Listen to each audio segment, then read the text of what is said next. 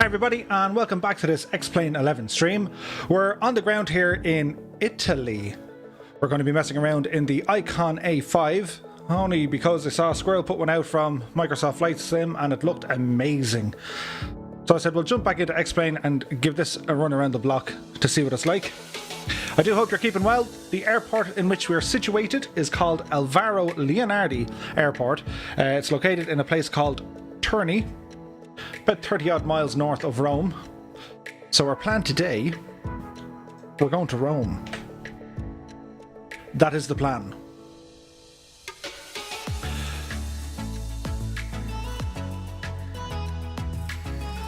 Kenneth Naughton is here. Good evening, Murph. Love the aircraft in the Scottish Highlands. Yeah, absolutely. I was watching there, I saw Quill doing some flying around the Scottish Highlands. If you guys can let me know how our audio and visuals are working out here this evening. So this aircraft, it's kind of like the moped of the aviation world, I suppose. It's amphibious, we can land on water. We will give that a shot later on, considering we're experts in the field of landing on watery objects. So we shall see. The aircraft itself, it's released from V-Sky Labs. We'll do some information on it here. So the project, it's part of the V-Sky Labs test pilot series, designed specifically for use within X-Plane 11. The Icon A5 is an American light sport aircraft, single engine. It is constructed mostly from composites, carbon fibre, and is powered by the electronically fuel injected Rotax, this cool looking thing at the back. Now, I did a bit of a reading up on these things. You'll notice they have what's like a GoPro looking thing at the front, and seemingly the Icon would monitor the pilots to make sure that they didn't make any mistakes, because these things are like, I don't know, they're $300,000 and they were going to be popular. The range isn't fantastic, they're not going to get very high, but they kind of make aviation available to those people who usually wouldn't. They're kind of in the same category market as, you know, like jet skis or yachts or fast cars, stuff like that. So, Kenneth says, audio and visuals working well using Seychelles. Yeah, absolutely. I was thinking of going there this evening and I kind of said, yeah, you know, we'll wait and see. Alrighty, so the aircraft, as you can see, it's small. It's a little baby. But we'll give it a bash and see how well we can go. The airport from Skyline Simulations. A lot of detail in this. Really, really nice. So with that said, we'll jump into our cockpit here, and you might admire my shoes. And my jeans. And my sweatband watch thingy. So, I don't know how to turn the 3D peoples off. we've no head. We are the head, but we'll leave them in it. It's like totally fine. We won't get excited. Big Mungus is here. Miguel is here. Good evening, Murph. Just finished watching a video on the Icon in MS 2020. Looking forward to seeing the stream on it. Absolutely. Big Mungus says he loves the Icon A5. It's one of his favourite aircraft. I assume, of course, Big Mungus is a he, but correct me if I'm wrong. So to get this machine started, I'm afraid of this because it has a parachute. And I don't work well with parachutes. So there is a remove before flight. I've already taken that out and I've turned our fuel on. That's all I've done. I promise I've done nothing else. That's it. So we're going to continue on here. If we get our little mouse panned around. So we have a battery switch down here. We're going to turn that on. And we have, we're full of gas. We got about a 3-hour range on this aircraft, which is pretty cool. So if we zoom in here, we can check on the dials. It's very kind of car looking. It's airspeed indicator on the left, your altimeter on the right, angle of attack front and center, artificial horizon. We got our fuel gauge, oil temperature, oil pressure, your water temperature, and then you have your engine RPM down here. We have this kind of a tablet thingy majiggy. We'll go through it. It also includes the AVI tab thing, and then we have an autopilot built in. We also have our radios, and we have our transponder, which is going to be reset to 7,000. See that? Very good. And we're on standby. Over here then we have our flaps, we have trim, we have landing gear up or down, we have our strobes, lights, taxi, landing lights, we have a rudder for obviously our control on water, and we have a bilge pump to make sure we don't sink. So we can go ahead and turn our nav lights on, and we'll close our little canopy here as well. Duck.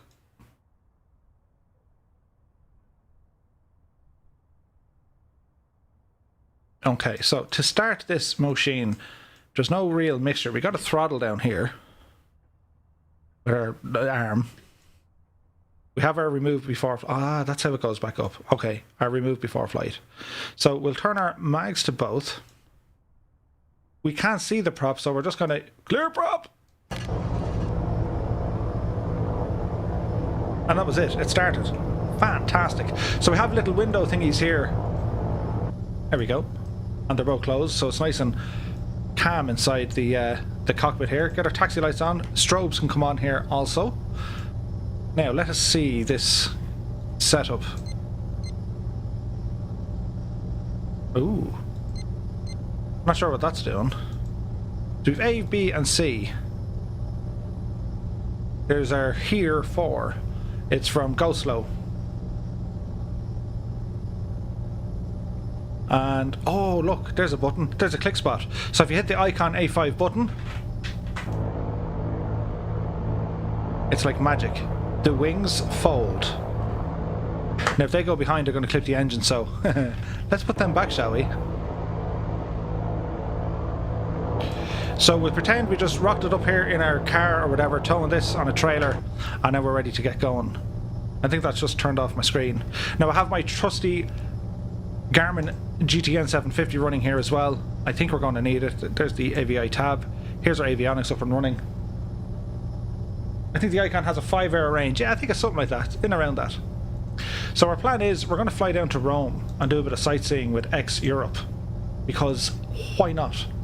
So the airport I'm looking for, it's called Rome Urbe, URBE, and it is Lima, India, Romeo uniform. That's where we're headed. So we're pretty much southerly departure. So we'll get everything moving here. We have a parking brake. The parking brake comes off.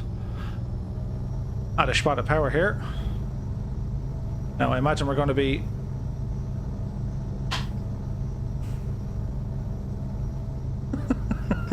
turn, man. Okay, so we got braking. Not really nose wheel steering, more toe brakes. So that'll take a minute or two for yours truly to get used to it.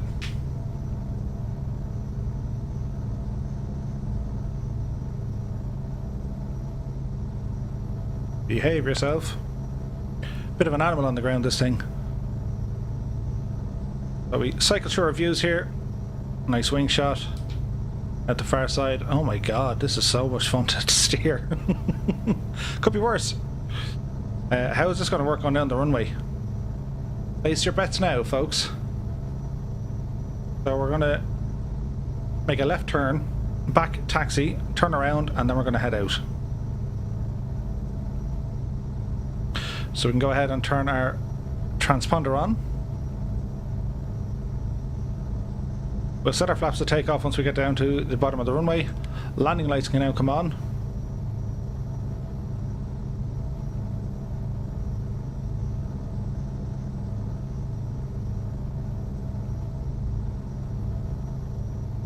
Frame wise, it's not too bad on the frames. It kind of depends where you're flying it. But your mileage may vary. And again, this could be the ortho tiles that I'm running here in the scenery as well. Gavin Crawford is here. He says, good evening, sir. What's the crack with you tonight? No crack. All quiet on the Western Front. I made a flight sim video yesterday. I hope you guys got a chance to check it out. The beta is working very well, and we're a little under, we're about 3 weeks less to the release of Microsoft Flight Sim. So if, like me, you're an avid flight simulator, Squirrel released a video on this very aircraft over on the other sim, I think it was today, and he was flying around Australia on the water, and it looked absolutely fantastic. So we have it here in X-Plane. It's a really interesting aircraft. That's what I want to fly tonight. It's not going to break any records for speed, but is that steering supposed to be like that? If not, try setting a button to nose wheel steering, then pressing it for me. Use N. Yeah, I tried that. I tried nose wheel steering, but doesn't seem to do it. N. Nah, same effect. So a little bit on the strange side. It's similar now to the SR-22 in terms of my rudder. When I move it, it acts as the brake. But fear not, we'll figure it all out as we go along, guys.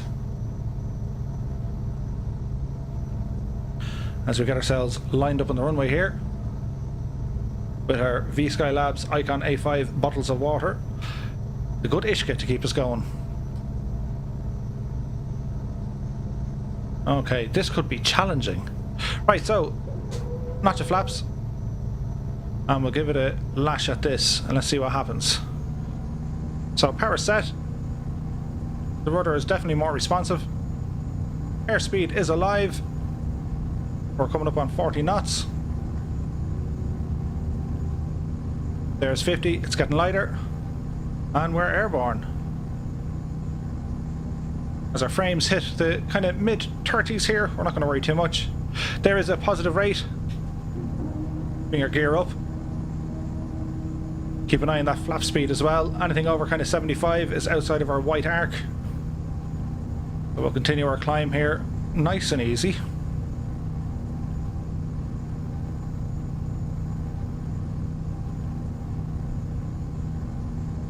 So bring our flaps in now. We're up high enough. And there's our speed starting to climb. We have a look here on our little GTN. We're going to be making a right turn. Let's take in some of the scenery first.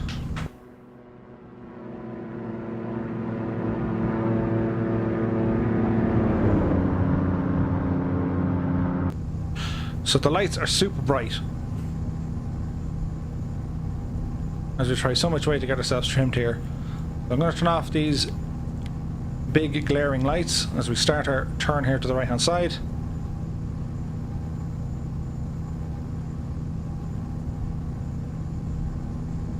So our ortho tiles along the way could be sketchy,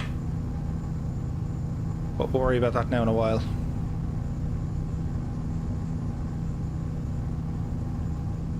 We try to trim the aircraft.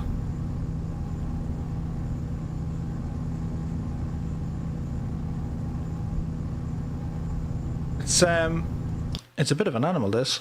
HOTAS is set.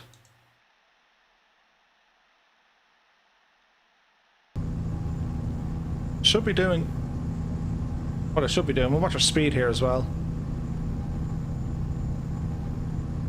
Try and get ourselves trimmed out.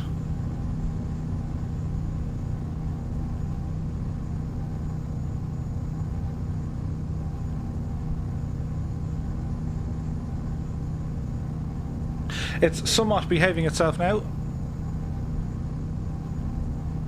Just get our pitch done correctly here. We'll let it all stabilize. We go autopilot.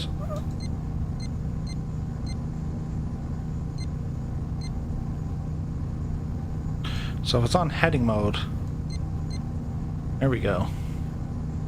And we're on GPS mode. So we want to be kind of heading south. So if we just... That's strange. Need to do a bit of reading up on this one, guys.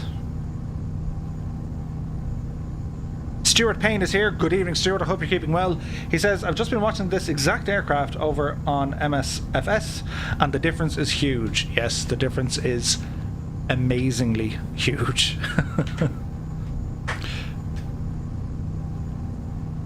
As is the scenery and everything else, but for the moment, officially we have X-Plane, and X-Plane we will fly. As we have a bit of crack here with a bit of turbulence.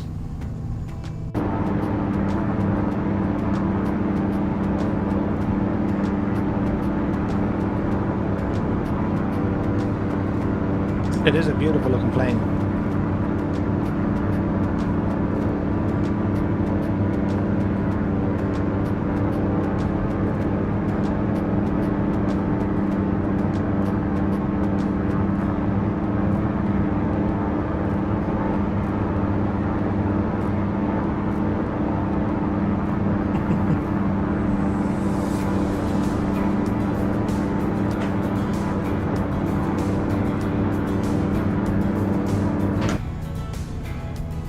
So this could be interesting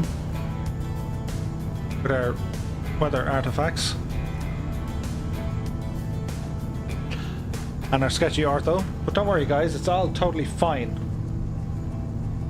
So with our autopilot set, it's not particularly on our flight plan. So that moves our heading. And south will head it, right.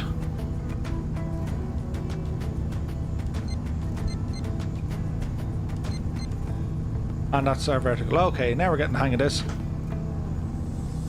As he says, as he goes straight into the side of a mountain. Miguel says, I think once you start flying 2020, no one will go back to X-Plane because of scenery. Well, you know, I mean, this is going to be the debate.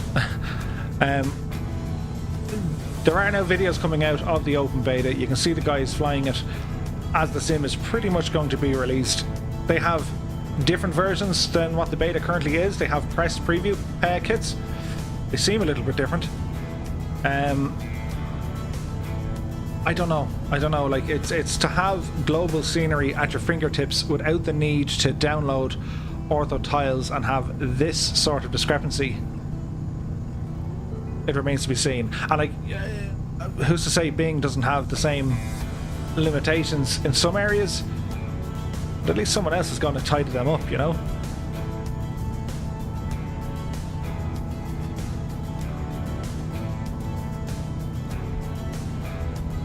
Stuart has a really good point there. He says, I have too much invested into X-Plane just to ditch it. And it is a fair point. Like, a lot of time and effort and money and resources goes into X-Plane 11. I'd be one of them. Spent a small fortune on it. But I think that, you know, both sims will live side by side. I'm a strong believer that there's certain things in X-Plane and there's going to be other things in X-Plane that won't go across into the other sim. That was the whole point of my video yesterday. It's to view Microsoft Flight Sim from the X-Plane perspective, or the X-Planer perspective. So yes, there's a lot of coverage online with guys flying, you know, like this and have all their dials on the screen and they're only going to fly in that view. It's the arcadey thing. Then you're going to have to appeal to the diehards as well. You know, I mean, I'm somewhere in between. You know, I like moving things, like the air vent. But certainly when it comes to the aircraft procedures, its limitations, I'm all into that. When it comes to exacting details, maybe not. But everyone's going to be different. Like it's like the aircraft list. You know, there's I'm going to try every plane that comes out, don't get me wrong, but I know what aircraft I'm going to spend most of my time in. So it depends. Like the aerobatic planes, of course, they could be fun in some areas, and yeah, they might be tricky to learn and to master, but I don't really see myself spending a whole lot of time in them. It's the same in X-Plane, you know, I don't spend an awful lot of time in the big tube liners either. I have the 320, I have the 319, I have the 757, the 767, the A330, yeah, that's it. Oh, and, you know, 737s and whatever else. And they're great, you know, they're nice to hop in for a flight. But some of the limitations I would have found is, you know, I don't want to fly to an area that doesn't have decent scenery and doesn't have a believable airport, you know what I mean? So with Microsoft Flight Sim, that changes completely. So stability, that's where everything draws to the, like, it means everything. How stable is that sim going to be? Are you going to be having crashes mid-flight? You know, is it going to be a resource junkie that takes every last bit of your internet or your processing or your graphic speed just to get kind of a half decent looking image? Time will tell.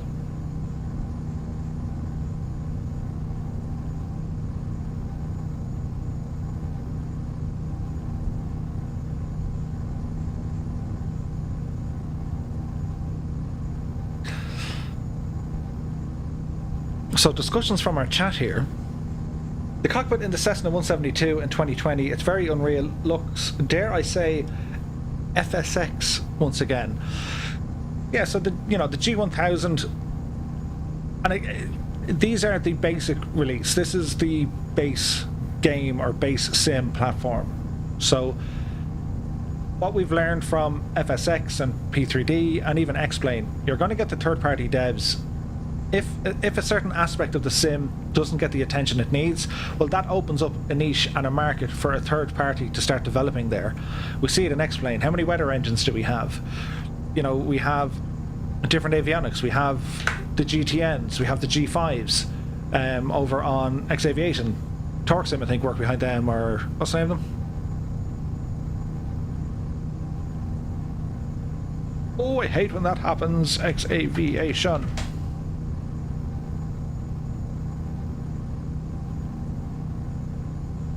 I hate when you forget the name of a developer.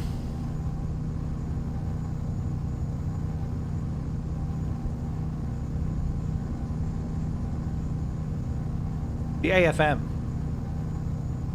Advanced Flight Modeling G5. And clearly there was a gap in the development, I suppose, of avionics in X-Plane, and that leaves things open. It was the same in FSX, it was the same in P3D, just like they leave gaps in scenery. That's why we hear Orbex are going to come in there, Aerosoft are going to be in there.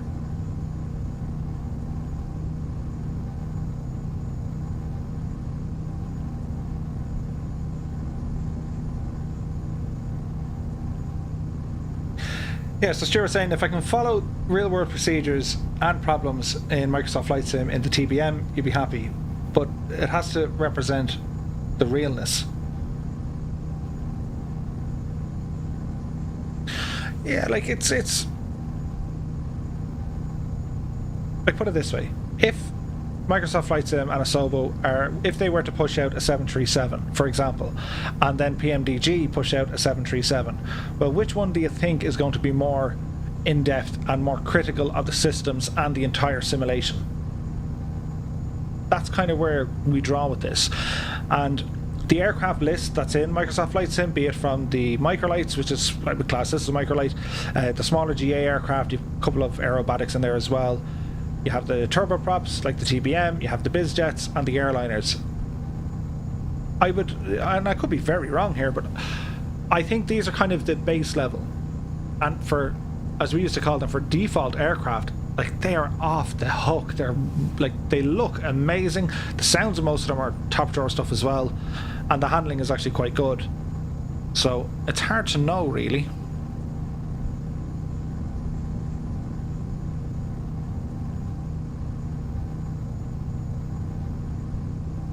So Miguel is asking, in relation to RAM, if you increased your RAM, would you get an increase on FPS?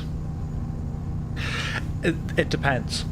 So your random access memory, most sims, I find the sweet spot is going to be, I would say 32 gigs. 16 is fine, 8 you're cutting it short.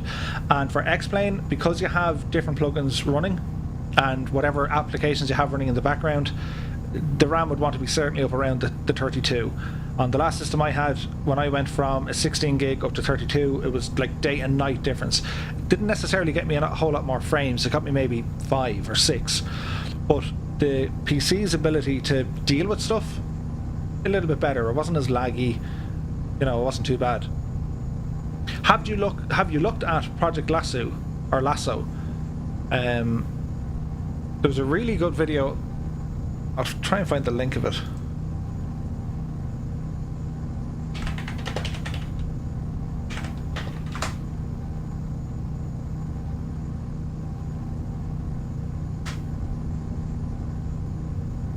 Now, where be this at?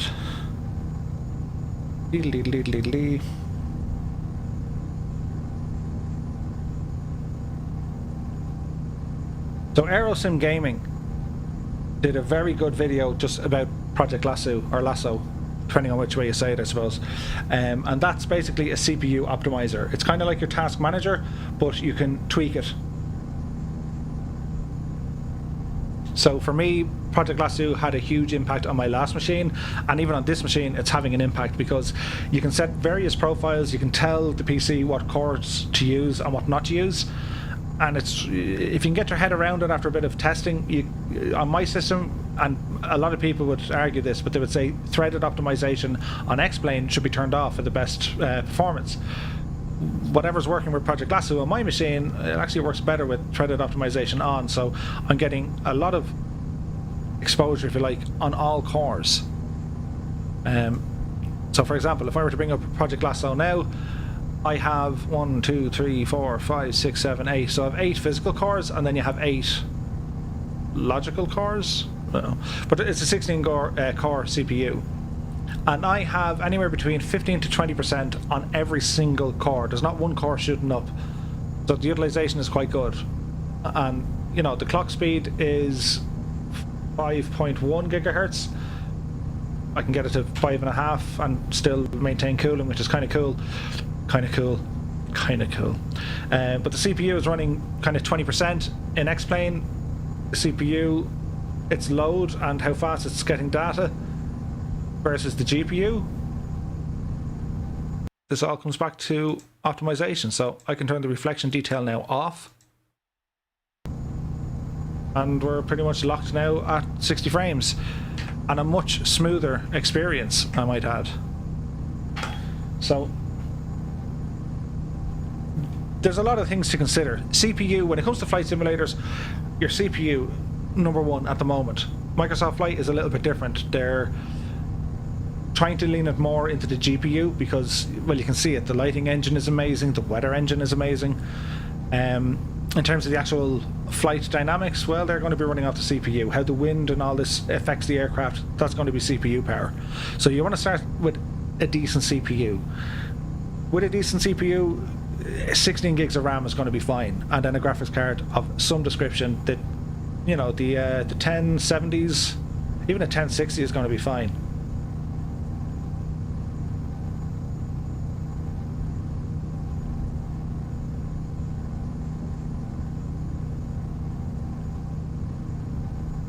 As Stuart says, RAM won't really boost your FPS. I'm running 32 gigs, you've just ordered another 32 today, but when I increased from 16 to 32, it didn't increase FPS, it just loaded everything quicker and it ran more smoothly. Yeah, you're going to get that, you know? You're going to get that. And again, it depends on what add-ons and plugins you're running and what's going on in the background, you know? What hardware even are you using? They all have an impact.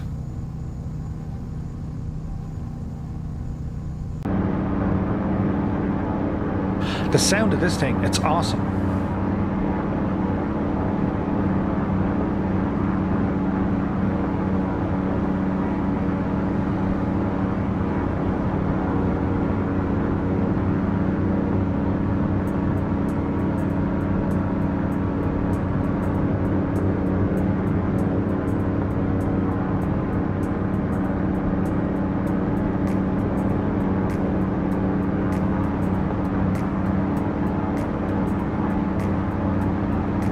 Yeah, I think people might be a little bit critical, and they've every right to be critical, but they might be a bit critical on the first release, if you like, of Microsoft Flight Sim. I'm surprised it's being released this early, considering the year everyone's had. We were all kind of speculating September, and then we said, okay, with the Rona, it'll probably go out to maybe December. It's coming out now. They're still adding features to it. I think the hype behind it, they need to get this sim out to everybody and you know, focus on what really needs to start happening with it. And once they get all the bugs, if there are to be bugs, and whatever issues ironed out, well, then they start looking at new content, add-ons, expansions, DLCs.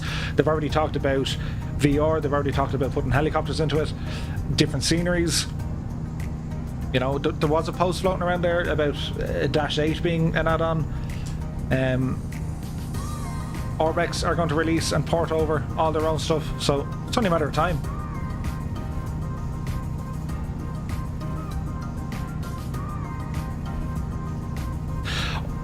RTX, when it comes in, it'll be awesome, but I bet it's a GPU killer. RTX is quite hard. There's only a handful of games that will actually utilize the ray tracing technology in these RTX cards. And another comment, I'm leaning back in on Squirrel here, he had said, Paul was saying that he has the 2080 Ti, that's what I have, and that runs anywhere from kind of 78 to 84% full load with Microsoft Flight Sim. Like with X-Plane, the load of my GPU currently is, I tell you now, 32% at 67 degrees. Nothing. And if I play, you know, graphic intensive games, be it your Tomb Raider or the, what else is fairly demanding, Call of Duty, the new Formula 1 game, they're a little bit heavier on the GPU, but like might go to 60%. So Microsoft Flight, it pushes it up. So the next generation of graphics cards, the 3000 series, they are due out. We'll probably see them before Christmas.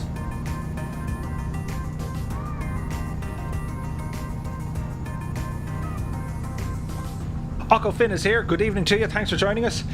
Asking which version of the game will I get? I've pre-purchased the Premium Deluxe, so that's the one that comes with all the bells and whistles.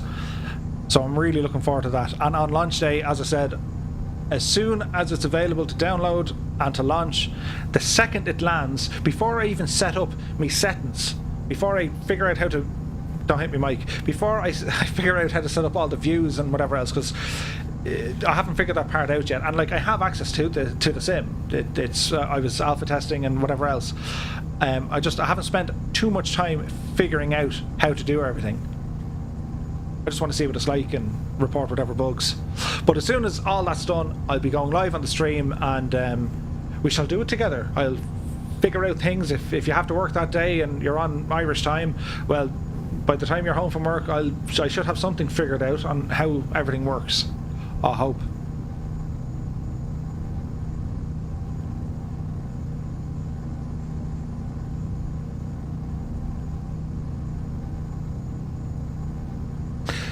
(32/32 default). So Miguel says, I think I'll have to go then for the 32. You're currently on 8 gig. You have an NVIDIA 1050 with an i5 or something, just really trying to get smoother frame rate.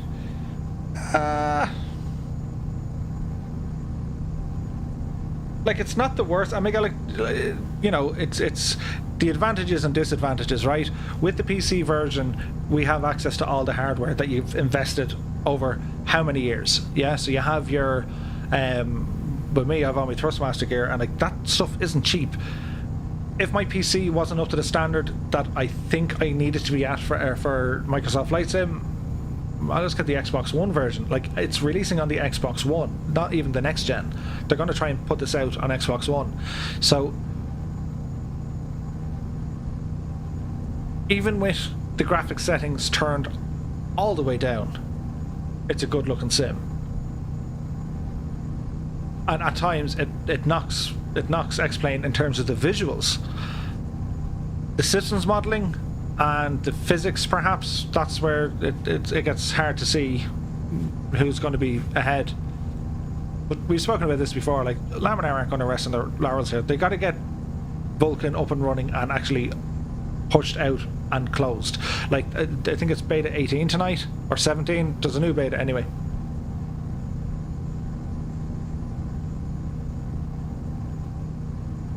Miguel, if you're looking for I bought my PC online, and it's from, and I'll give them a shameless plug, but I paid them full price. I'm not tied into them. They're called PCZone.ie. There's a guy down in Kerry in Ireland who does these. You can buy them online, and as far as I know, he ships them internationally. But by far, I could get this PC build with my spec for the cheapest price anywhere, and I mean anywhere. And usually I'd build my own sim. I couldn't even get the components for what this guy was offering, and everything checks out. It's 100% perfect system. I have no issues with it. All the parts are legit. I have receipts for individual parts. I have the boxes of the individual parts. So you'd be surprised what a very beefy machine would get you. And like this, I'm lucky. Like, that's a beefy machine I have.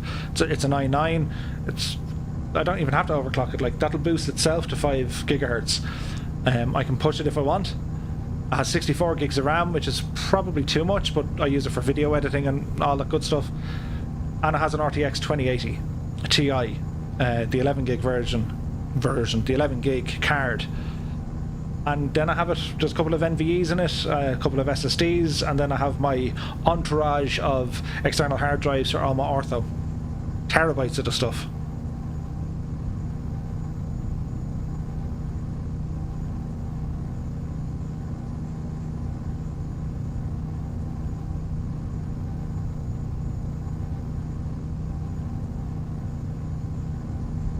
Flight Sim Facil is here, nice flight, A5, and it is.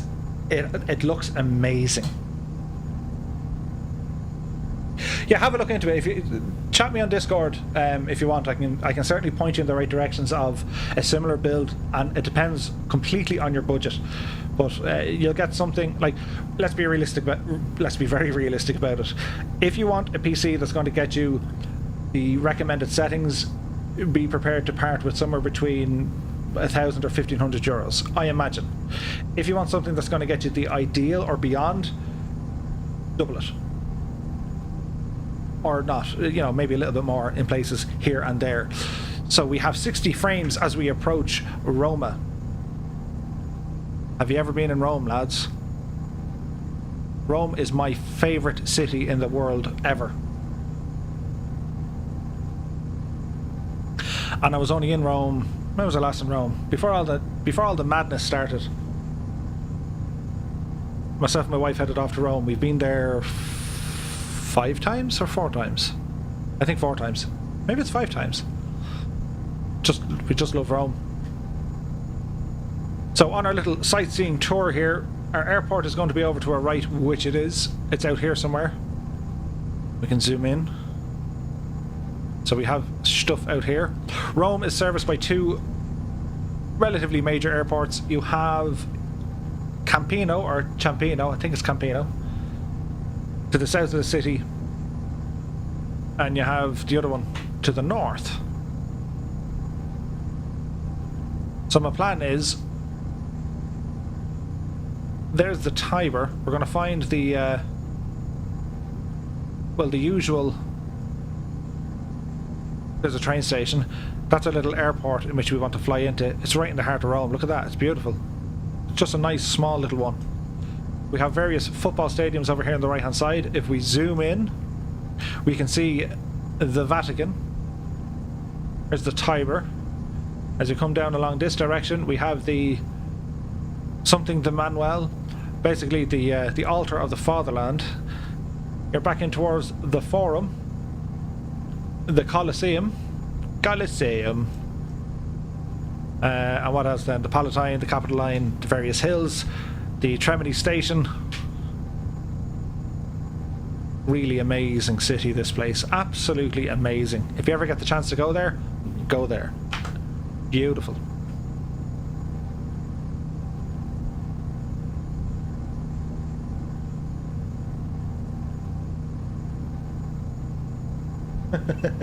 Yeah, no problem at all, Stuart. Hit me up on Discord, guys. I'll give you the details. It's called pczone.ie, and you can go into, on the website, I think it has i9 Builder, and then you can start throwing all your stuff together.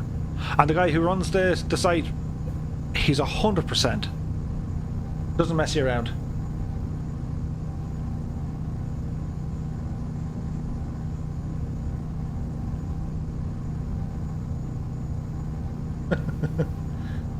Is the Vatican City in X-Plane? And then you immediately said, oh, never mind. So yes, it surely is. Now, how well it's represented in default scenery, not great. So we're using X Europe, and it gets a lot of special treatment.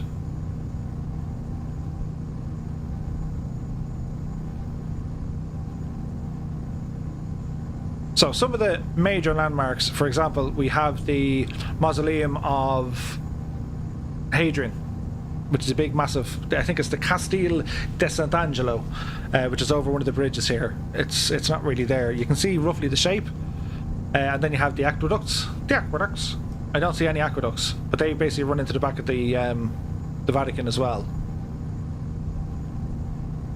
Now we should have the Pantheon, but again, I don't see it. It's in there somewhere.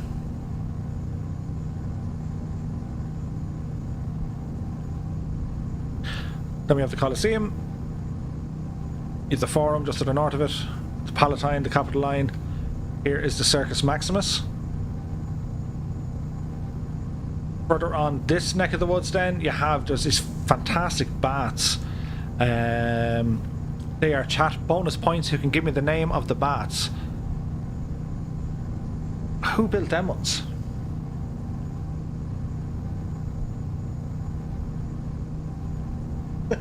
Stuart Payne, enjoy your evening. Regards to everyone, and we'll catch you soon. Thanks for stopping by, pal.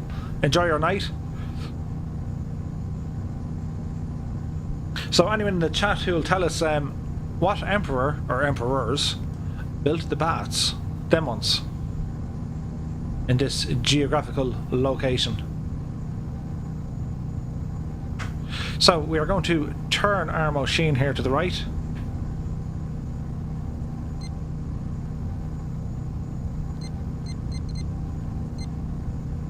And there we go.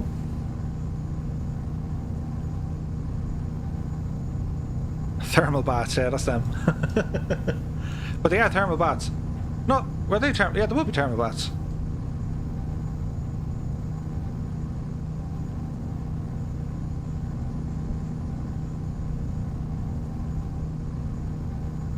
So we haven't burned a whole lot of fuel getting out here, which is really handy. And our altitude here is coming up on 8,000 feet, which is nice. We have a wonderful bird's eye view. We'll go to altitude hold mode here. As we look around now at the nose of the aircraft.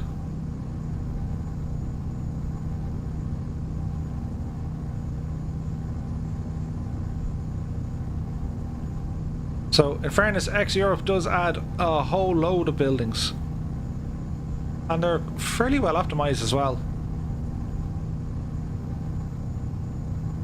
Different stadiums.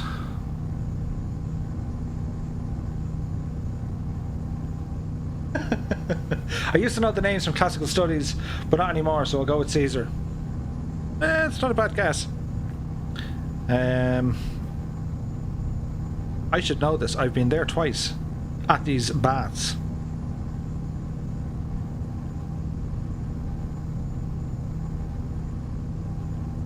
Let us see.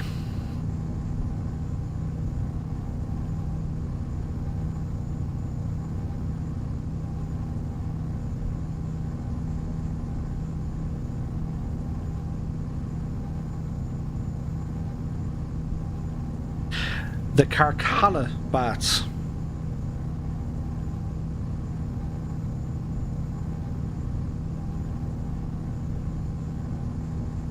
There we have it, the Carcalla baths. Carcalla baths.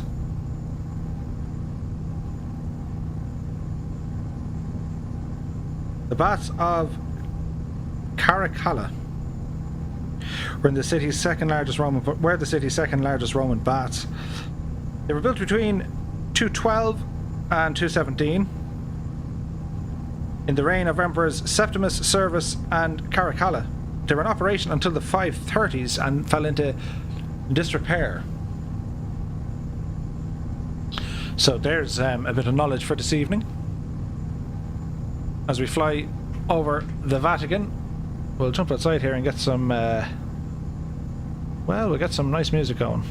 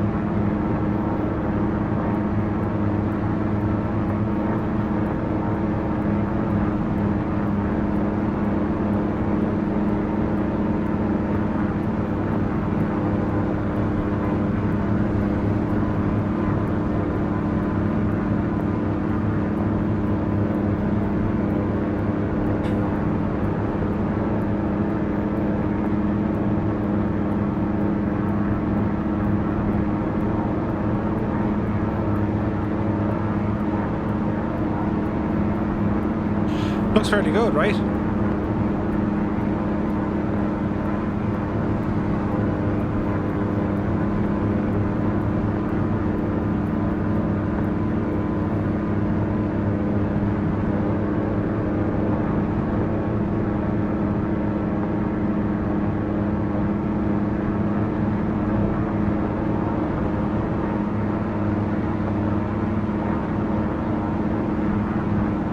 What flights after Rome? Well, I'll tell you, we're going to land here. Actually, I might chance a water landing first, and then we'll come back in and land here. That seems like a good plan.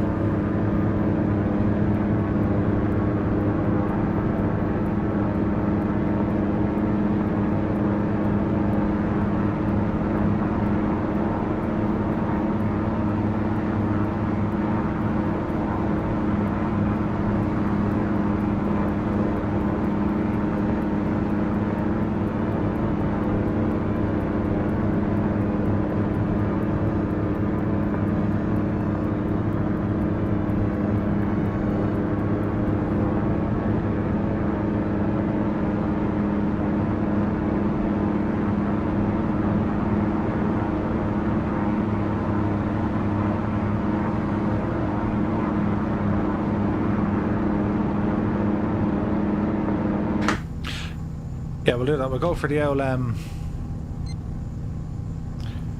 we'll go for a water landing. Which could be horrendous, but we'll give it a bash. Life jackets on.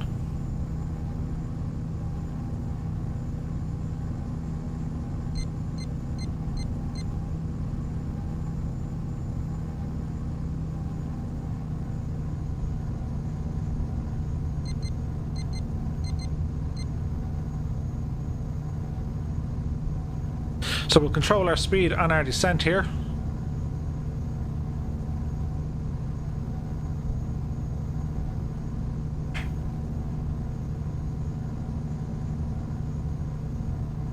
I have to say this looks fairly decent, guys.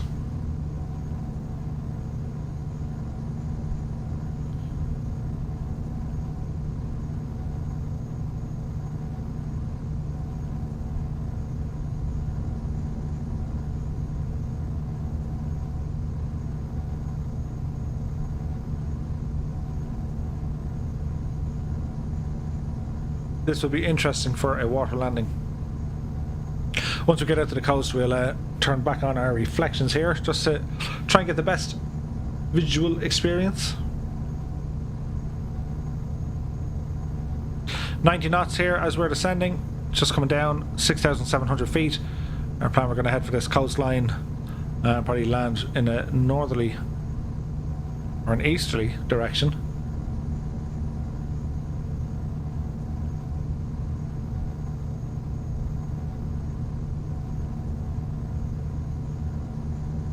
I suppose we can state the obvious, like, it's great to explore in any sim, but the work required to get the sim to this level whereby you can, and even at that, but like, you're looking at certain areas, there's decent enough ortho imagery, there's buildings, or at least the shapes are correct, and it's, you know, it's great fun exploring and seeing what's available. An awful lot of work had to go into this from the user in order to get it to look like this. I don't think I will miss that experience.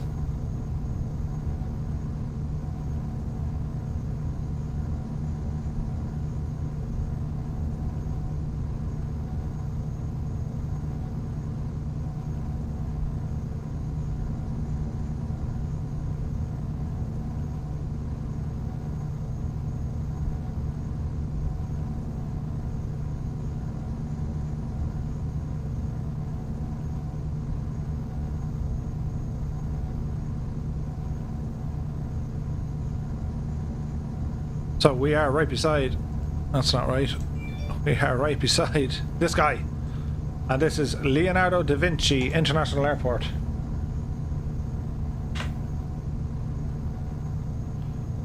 It's pretty much the main airport. The other smaller one, Campino, that's mainly there for kind of domestic flights. Ryanair fly in and out of there.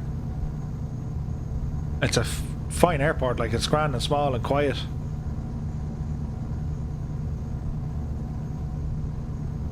The rooftops are quite authentic, and the colours are. Gives it that real kind of Mediterranean feel. We have road traffic down here as well.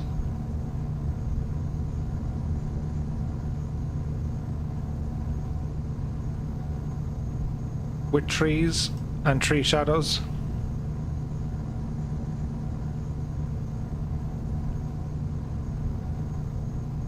Nice. All very nice.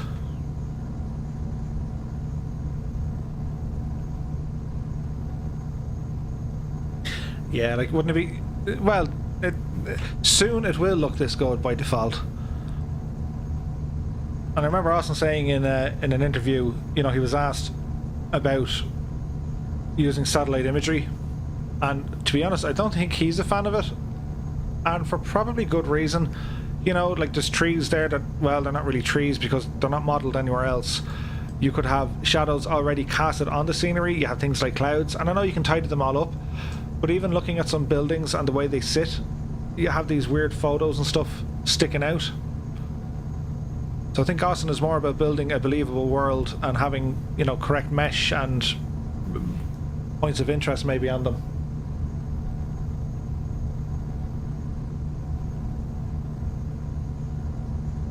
Machino is the main one, I think. Yeah, I think you're right. Lire. Patricia Di Mare. There's quite a few here. There's loads of them. How many airports do you need, Rome? Lira, Herb, Lirf, Lirg. Interesting. Altitude now in and around 3,500 feet.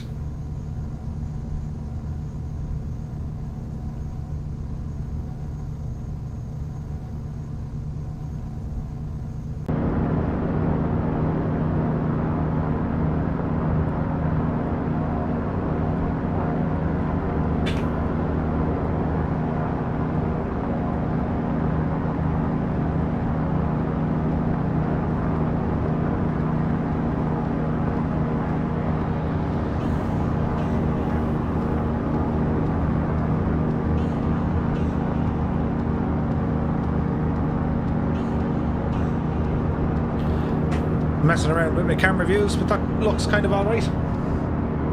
Stephen Lowe is here. Good evening to you, Stephen. Thanks for joining us.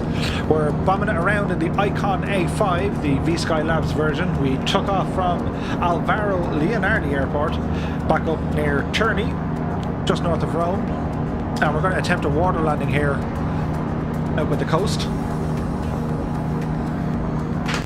Miguel is in charge of the life jackets. He will be dishing them out. There's another airport. Loads of airports down this way. Okay, so we need to figure out how we're going to actually do our water landing. So, yeah, we need our rudder out. Okay, what happened there, lads? So the bilge, was that like empty the bilge?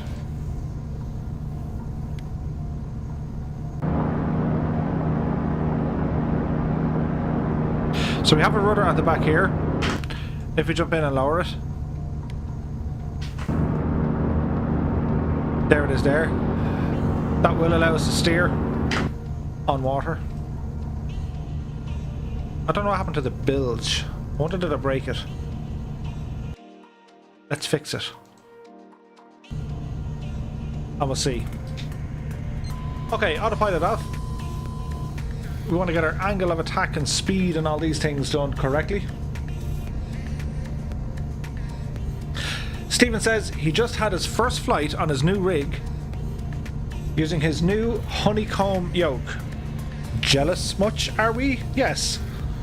That's fantastic. I'm delighted for you. Tell me, what was the experience like? Is the new rig living up to your expectations? And how is the honeycomb yoke? I'm on the fence. I'm thinking of picking it up, but then I like Mahotas. So it remains to be seen.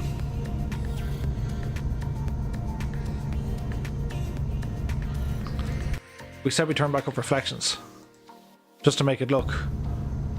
It doesn't really do anything, but let's see.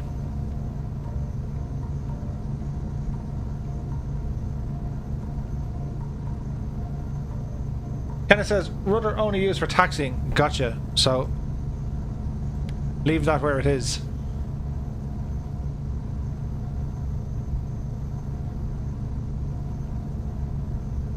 It is pretty remarkable. They can make an amphibious aircraft into one.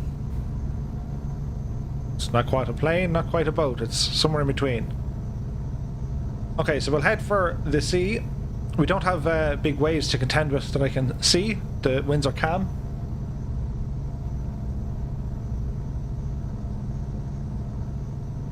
So as we descend here, we're going to be getting our angle of attack to a more neutral state. That will bleed our speed. We will lower some flaps once we come into the white arcs. So with water landings, the whole idea is glide to a stop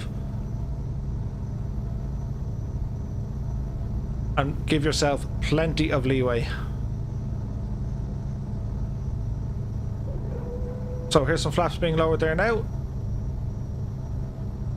Speed is drifting nicely. Keep that nose up. And we want contact on the back, which we have. There's another notch of flaps. And we're just about to hold everything where it is. Go ahead, turn on our rudder here now. As we kind of taxi. How do we look on the outside? Ooh, okay. That's interesting. What are these purple things?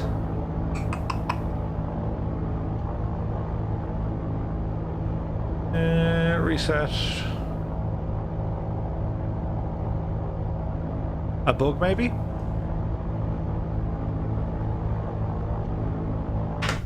Potentially a bug.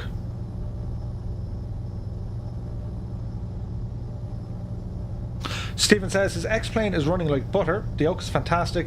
We'll get the throttle when available. The throttles really look cool, don't they? And the fact that you can like change it to an Airbus or a Boeing or a GA, I love that. Miguel says it's a James Bond aircraft. Yes, yes it is. And because you're flying Italy, I'm having pasta for dinner. Well, enjoy it. I was going to say bon appetit, but that's French, and that would have been stupid to say. But there's no real brakes here, so we're kind of just bobbing around. We could deploy a anchor, but yeah. Stephen says, nice touchdown, Captain. Many thanks, Stephen. Miguel says, nice. We're kind of here. It's not that bad.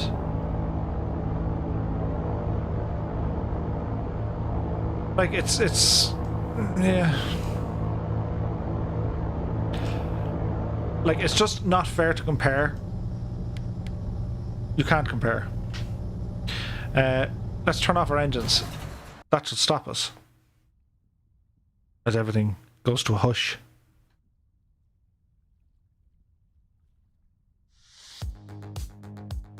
That'll do. So we can get our canopy open here.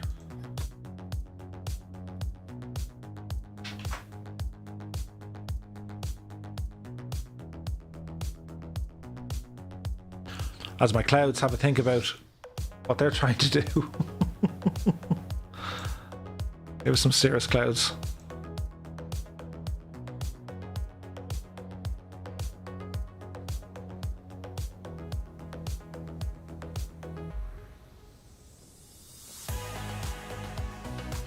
Yeah.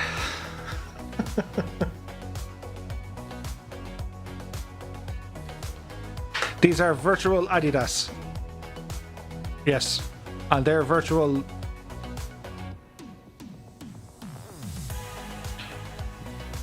brand name for a pair of shoes. Yeah, something doesn't really seem right just with the owl water physics.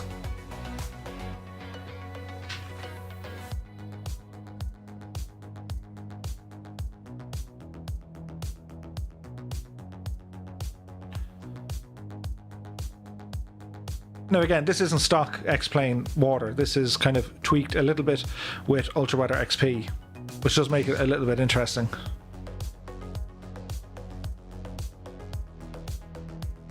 So there are stark differences. They'd be frightening. So we're bobbing here on the water. I think we've proved our point. Mission successful. Go ahead, get our engine started back up again. We have life in the engine. Get ourselves pointed away from land. We're going to try and apply a whole load of power now.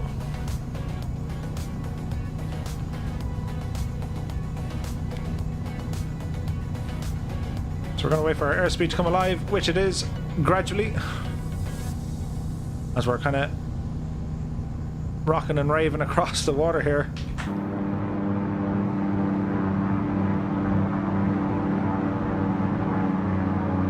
That's very James Bondish. Can we get the speed? There's 40 knots. And 45 knots. There's nearly 50 knots, and we're up.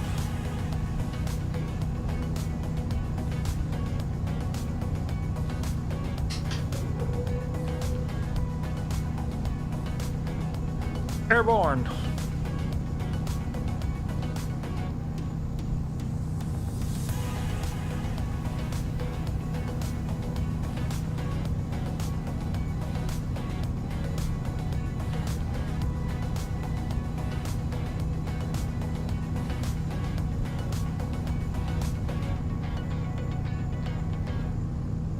Okay, so we are actually going to head to our airport now, which is Herb.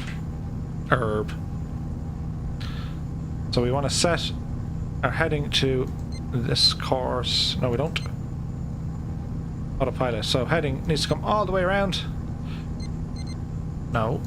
Turn off you. Okay, so heading mode on.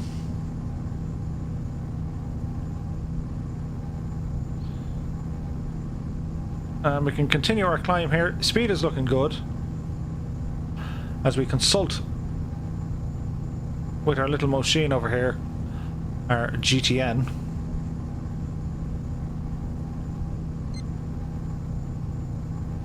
Get ourselves in that magenta line as we head back in towards Rome. And the owl top tip here is turn off them reflections. And we'll hover back around the 50s.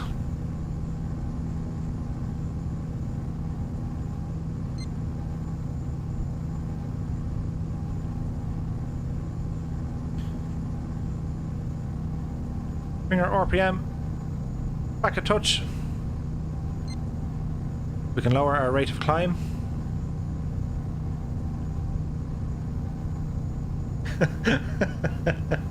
Stephen says you floated a bit on the land. It was a total floating landing, yeah.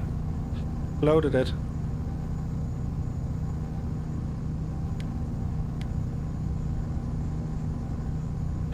Like, I imagine the whole thing about the bilge is you're supposed to empty the bilge, right?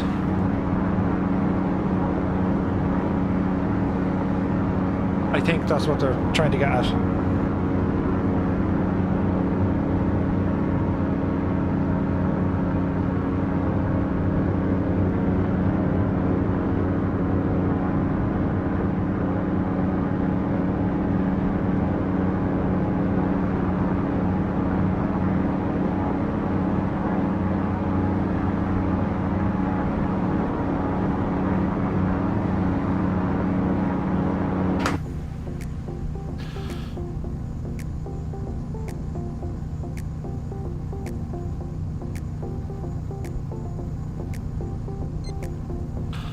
Under altitude here in and around that 2,000 feet.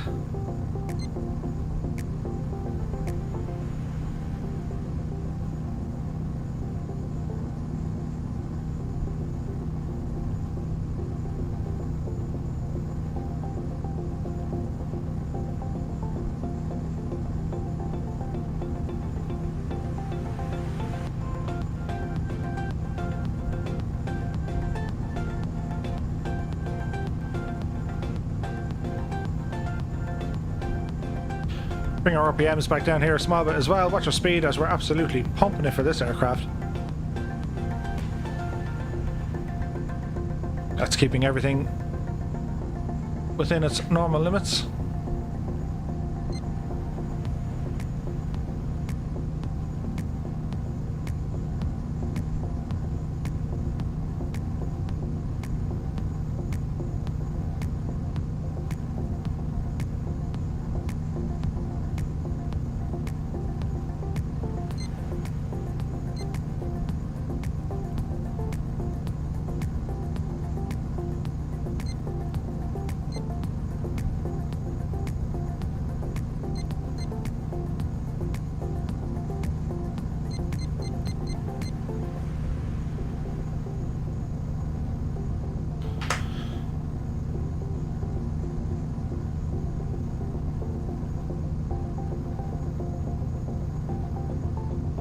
I don't know which shoes I prefer the most, guys. The trainers or the stilettos?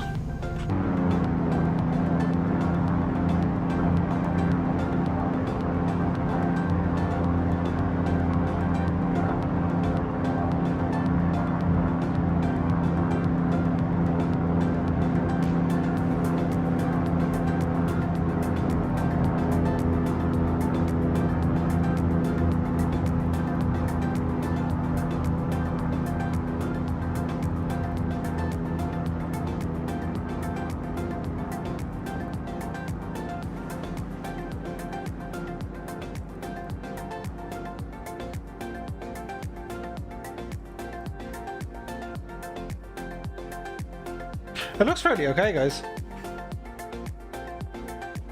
With a grain of salt. How do you get the autopilot? So, yeah, how do you get the autopilot to actually hold your course? Strange.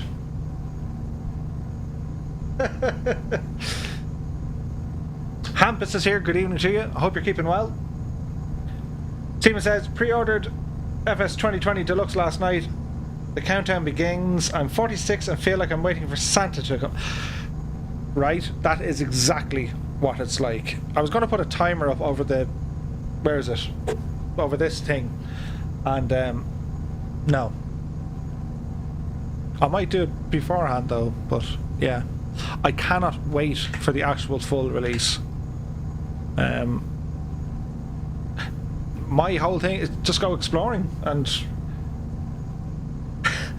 just go exploring and just start comparing notes to see what we're used to. And earlier on, a long time ago, I made an Ireland series on YouTube of just flying around different airports in X-Plane. So I'm going to repeat the process, fly to all these airports and however many more we can find in a clatter of different aircraft just to see the differences.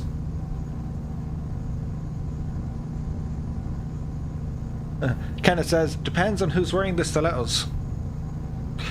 I agree. We'll be neutral in our approach. We'll go for one trainer and one stiletto. Like, I think on the release of Microsoft Flight Sim, if you go on today, for example, onto Bing Maps and look at their imagery, it's pretty much, unless there's a totally different satellite imagery service you're going to be downloading from, maybe on the Azure platform, but you'll see kind of where it's at. And it'll be interesting to see rather the different zoom levels. And with Orbex coming in, like, what are Orbex going to do? Are they just going to do their airports, or are they going to custom correct all the photo scenery, what they did in X-Plane 11? So if you look at the True Earth Great Britain series, I mean, that scenery is a masterpiece. Now, it's, in terms of its optimization, it needs an absolute supercomputer to get any sort of decent frame rate if you're using various other add-ons and plugins. But it still looks amazing, you know?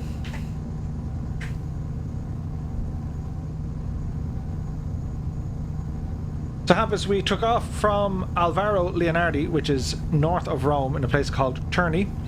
We're now coming in back into Rome from,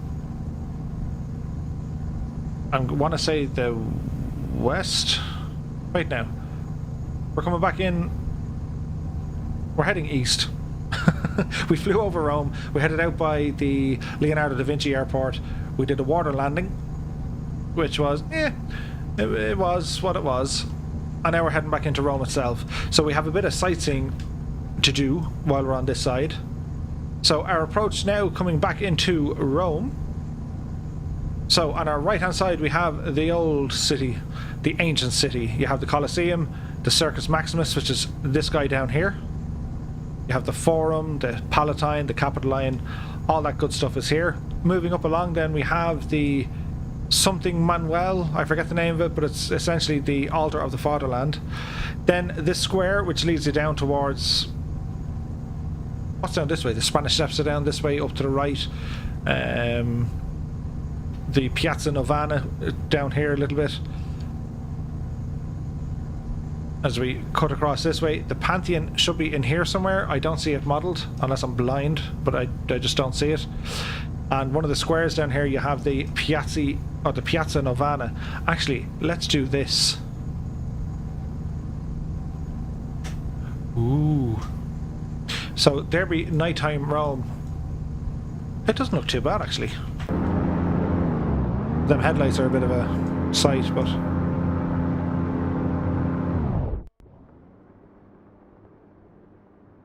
it's not too bad.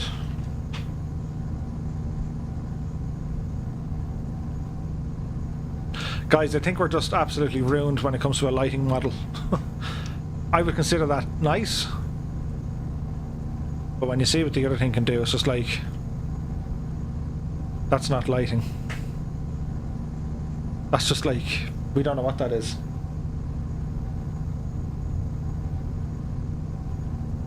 Miguel asks, do you ever try flying airliners on the sim for streams?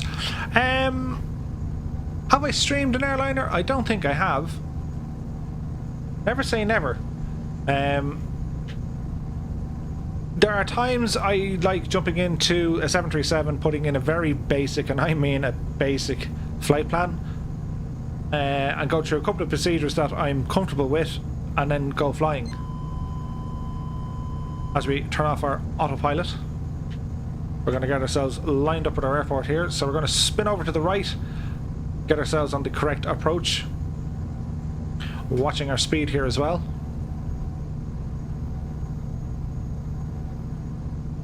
We have nice scenery here beneath us.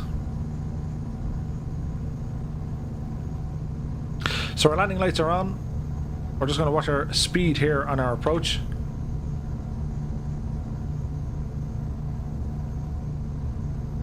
And we're going to get ourselves landed here in Rome.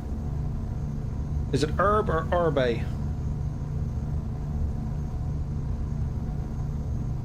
Stephen says Aberdeen Dice is his local airport. He lives in Dice. So that'll be my first FS 2020 flight in the 152, recreating your first solo. That sounds amazing. Yep.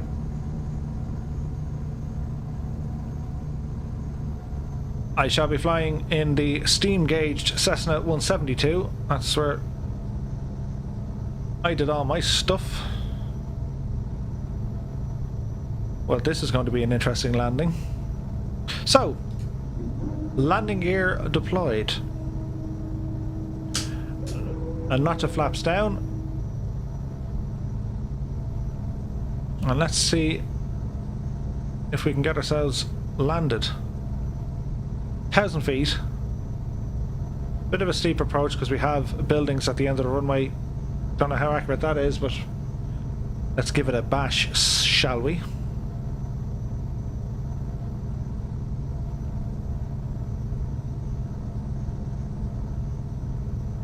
Ooh, this is going to be fun. There's a building there that I don't think it should be, but we'll see.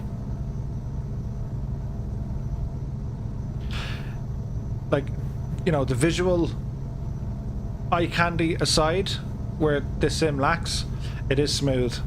and the flight handling is something special in X-Plane. Like, it just is. It handles really, really well. It's predictable at times, as in you throw a bit of weather, you'll really feel it, but the airframes feel predictable for the most part. Hand flying these things is a lot of fun. So we're hovering over kind of 50 knots here. Steep approach. There's not a whole lot of runway here.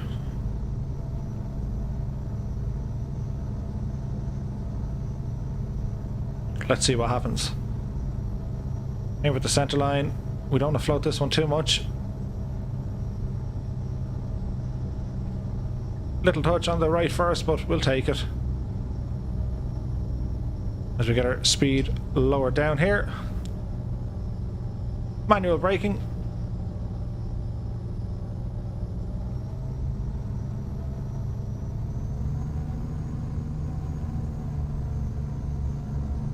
There we go. Yeah, I need to figure out the out braking.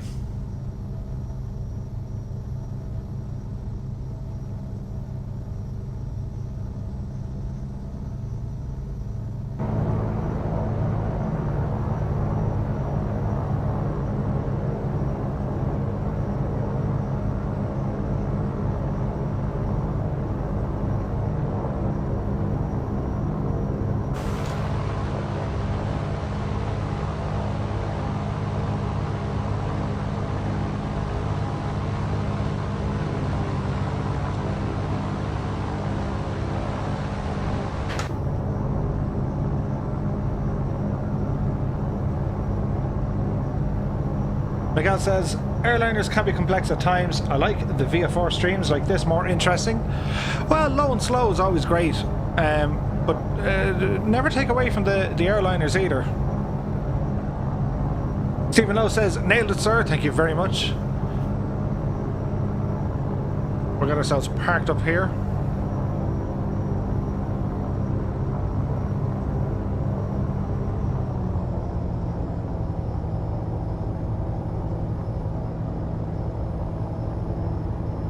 And that'll do us. Parking brake can come on.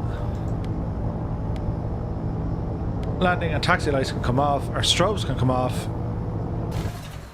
And it's as simple as that. The engines just turn off. We can go ahead and turn off our batteries. Open our canopies to jump out and have a look around. So what we're going to do, guys, we're going to take a short break, a couple of minutes. And our plan is we'll jump back. Hang on now, get the right camera here. Jump back into the sim and do something maybe a little bit different. We might change up this aircraft because I'm not doing X-Plane any justice here at all. So yes, let us go to something like this. And it needs a soundtrack. Of course it does. What have we got here? Try that. And that might work.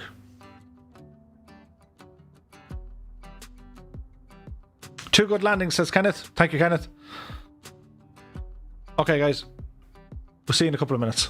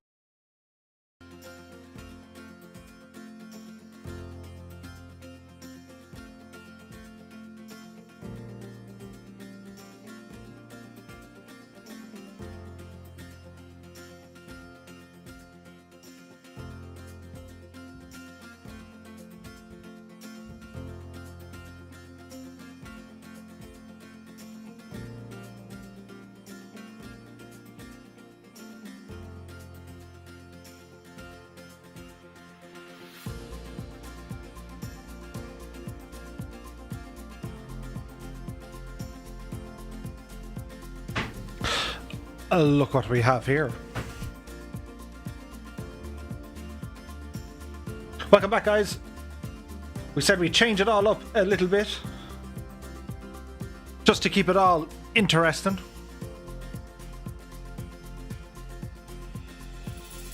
The Airfoil Labs KingAir 350i, this wonderful Beechcraft, also coming to Microsoft Flight Simulator.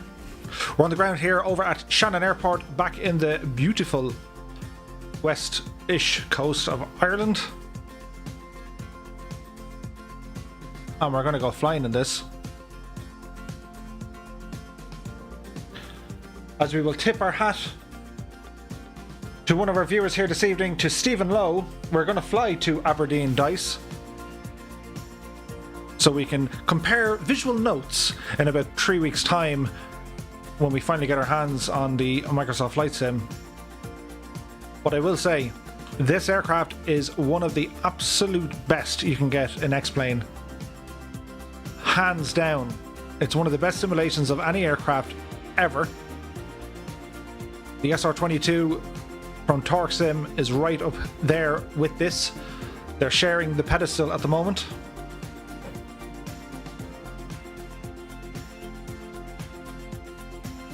So, let us see.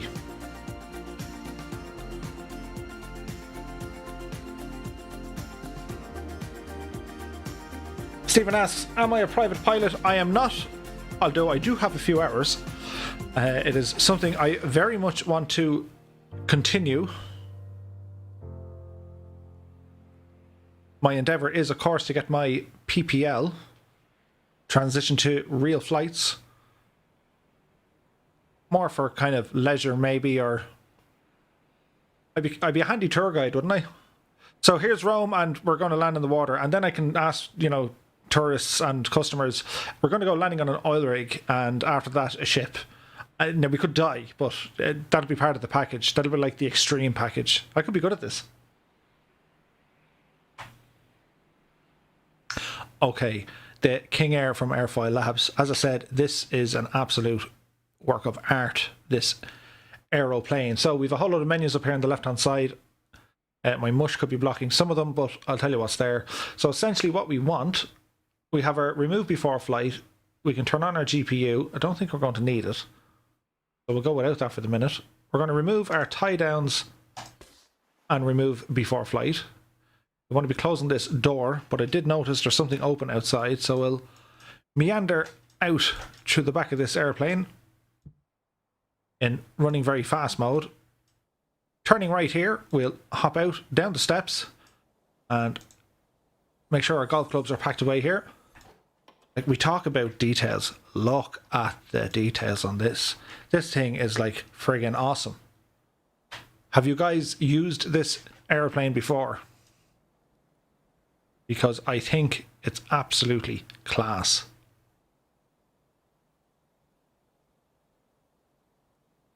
Do you ever just get like mesmerized by a landing gear and how well the detail is? So, remove that chock. Remove that chock. And that should be all our tie downs. Let's just jump into this view, make sure there's nothing else open. There's not. Jump into the plane. Have I a seat back here somewhere? Let's see. What way are my views?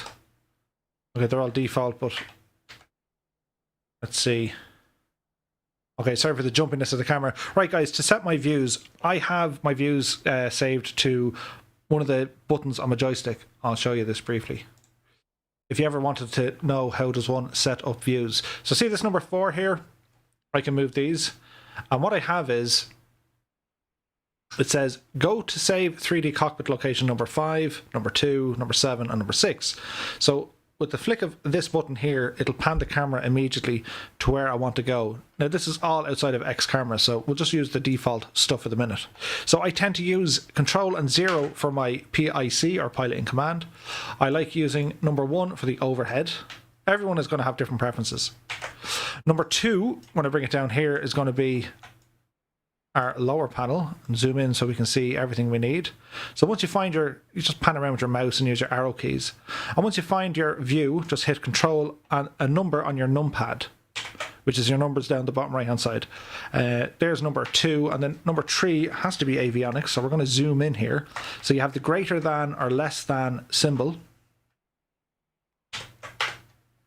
Number 4 has always been look out my left. Number 6 is going to look out my right. Number 5, which its default is there. Number 5, we're just going to morph through a whole load of stuff. And we're going to sit in this seat right here. As we sit in, get our camera angle right. This will now be seat number, or camera number 5, Control and 5. Back into the cockpit, we're going to put a GoPro camera thingy. Don't go outside the airplane. A GoPro camera kind of a thingy bob mid-jig here, Control and 7. And that's it. We can set up 8 and 9, but they don't really work too well for whatever reason. So our little window is open here. What we need to do is check our fuel, weight and balance. We have plenty of gas. Fill it. We're not going to need 4 hours, but we're going to fill all that into our tanks. Double check now our control mapping, so we should have prop, mixture and our throttle. They're all super duper. Then we can go ahead and start removing the yokes and stuff. We have our POH here. We can go down through the entire checklist. Famous last words, I'm relatively comfortable with this aircraft. So these pumps should be off by default. So we're going to go down here and get some electricity. Battery coming on, all our dials and stuff start moving around. Kenneth asks, who makes this KingAir? This is the one from Airfoil Labs. These guys also make the Cessna 172. So this is it's amazing, like it's absolutely brilliant. So our standby pumps can come on. We need to get some lights on here now as well. Let's see, so are these all on? Off is down, so turn these guys off. Nav and recognition lights are on, beacon is on, tail flood is on. I probably flew this the last time, I didn't shut anything off. That's what happened. So we can go ahead, pilot flood don't need, indirect lights, panels, all my lights are on, emergency lights are on, that's all okay. So it's just remembering this from a previous flight, which is absolutely fine. So to jump down here, to get this aircraft, we can check our fuel quantities. Our main tanks are on, we can check our auxiliaries, for which we have a lot of auxiliary fuel as well. We've full tanks. Park and brake is set. So we want to start this machine. So to start this, we'll turn our ignition on and we'll get the engine started and we'll introduce some fuel as well. So first things first, we're going to get our prop mixture into full.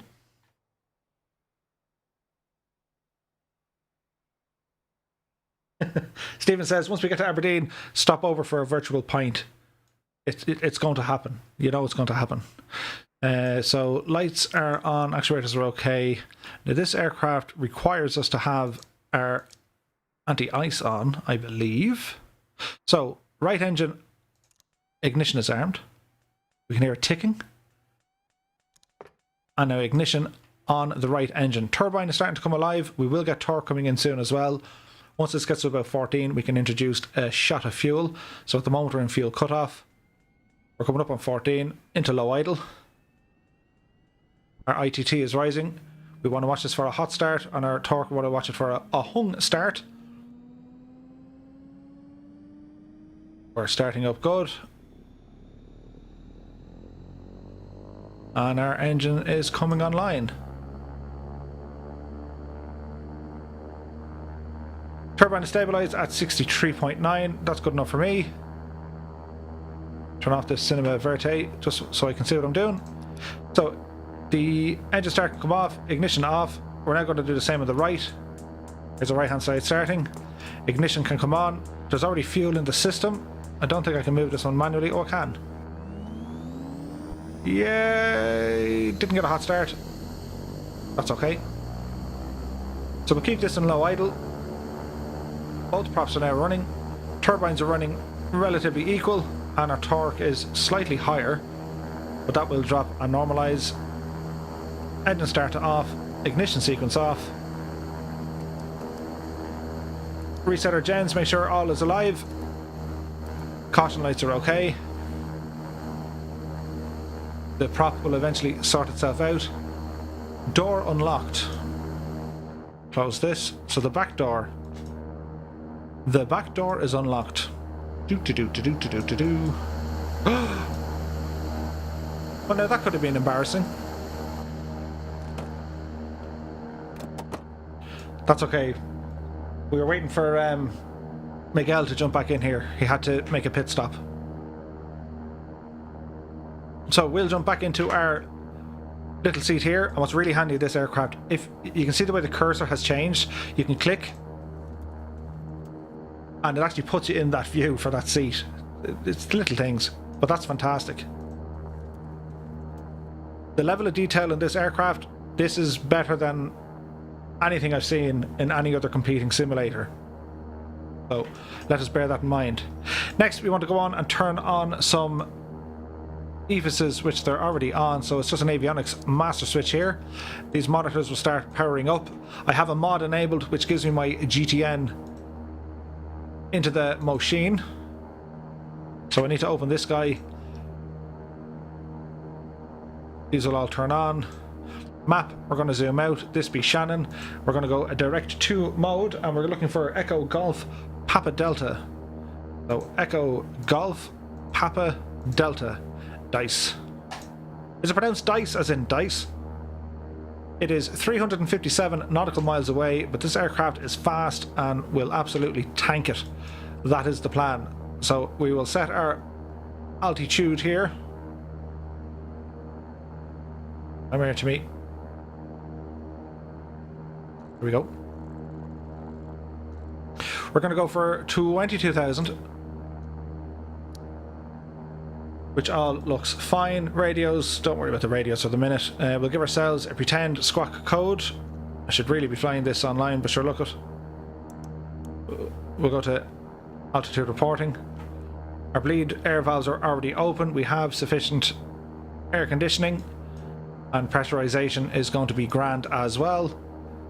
There we go. These are all aligned, up and running. Quick check now. Well done, Murphy. That's how you turn everything off.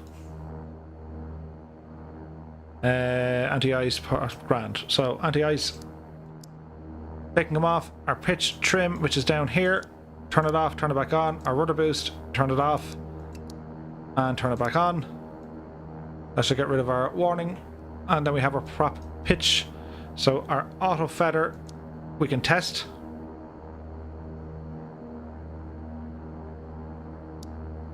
And we'll arm that.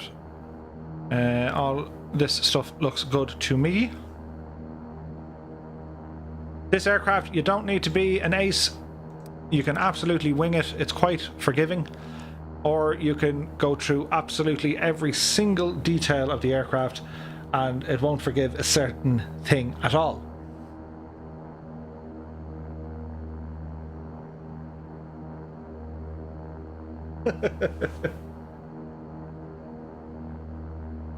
Miguel says, had to stop at the souvenir shop. They had Connemara jumpers on sale, and who could give up the opportunity for a Connemara jumper? Cabin light is going to be on. Turn on our coffee here as well. No smoking and fasten seatbelt sign can go on, and everything here looks good. If I'm not mistaken, was there a headphone jack? I can't remember. Anyway, that's not important now. So we are ready to taxi out of Shannon and we're going to go over to Aberdeen. That is the plan. Bring this guy up here because it's asking to do something. That's okay. Okay, so we have parking brake coming off. Our taxi light can now come on. Got our strobe lights on here as well.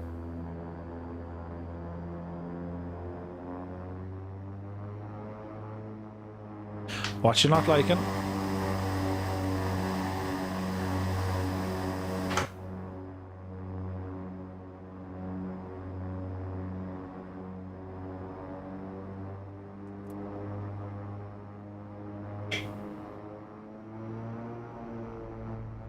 Very strange. A whole load of power to get us moving. Anyway, we're moving. Albeit a little bit fast. But we'll calm down now and taxi on out. That was very strange.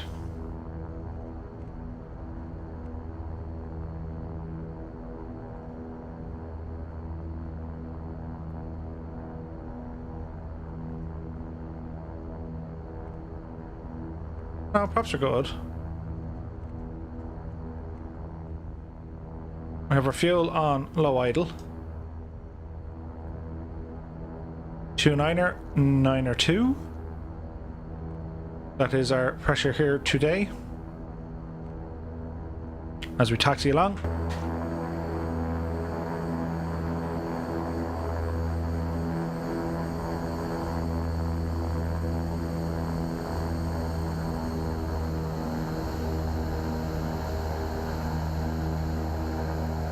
Stunning aircraft this, in every way.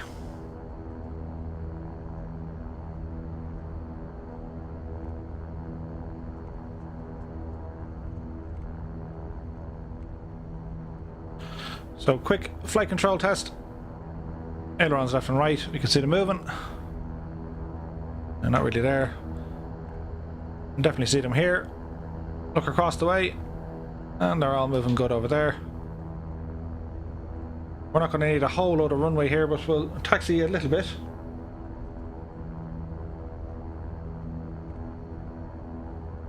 Frame rates are fairly decent. In the high 50s.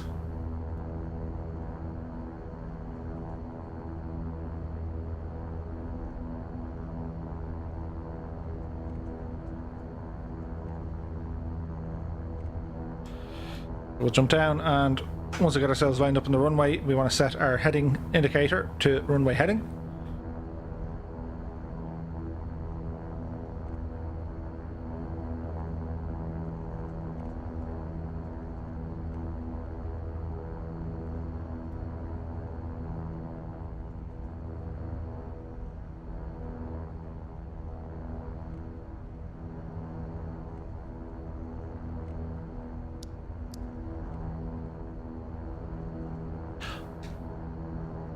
Get those lights on.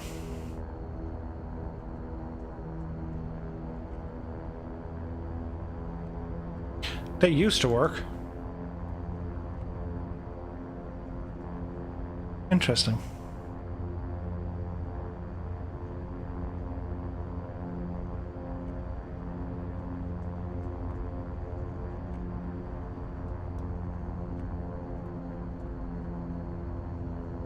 We also have a beta mode, or the reverses, depending on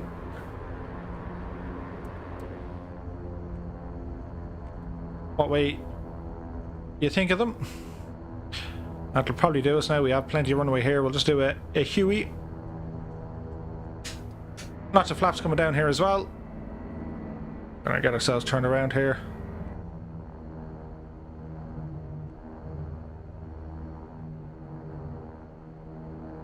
Get ourselves lined up. And we're going to hold our toe brakes into position here for a moment. So heading, go down here now. Our autopilot, that'll all appear now when we need it. This all looks okay to me. That all looks okay to me. Okay. We can bring up our autopilot from this menu over here. So we'll be using that once we take off here. Now, what do we need actually on this? All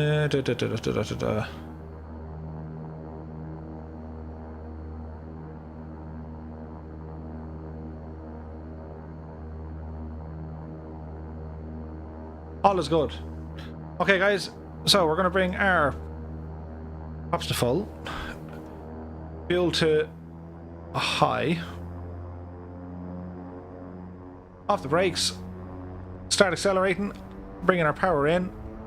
Auto feather should hold. Auto feather lights on. Which it has. Power is set. Airspeed alive. Airspeed is well alive. We're going to hit 80 knots. 60 knots. Relatively soon.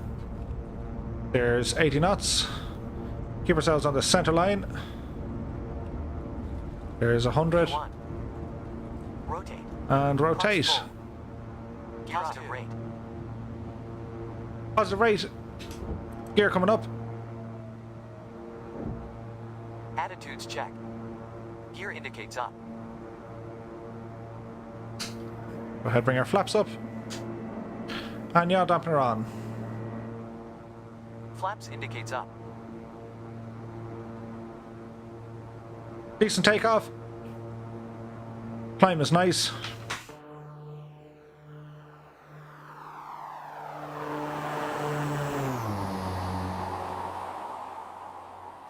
And we are on our way.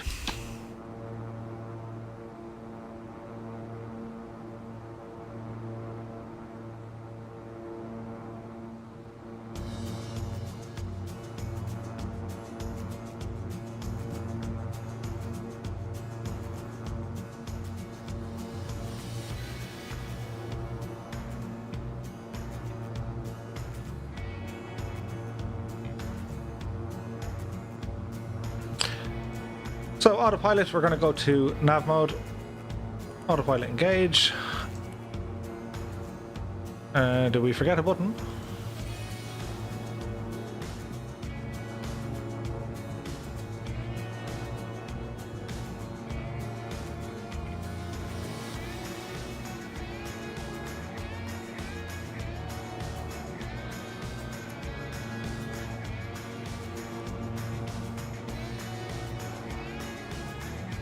Avionics are on.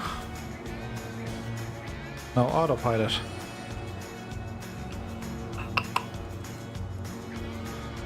Alright, so they're just not coming up here. That's okay.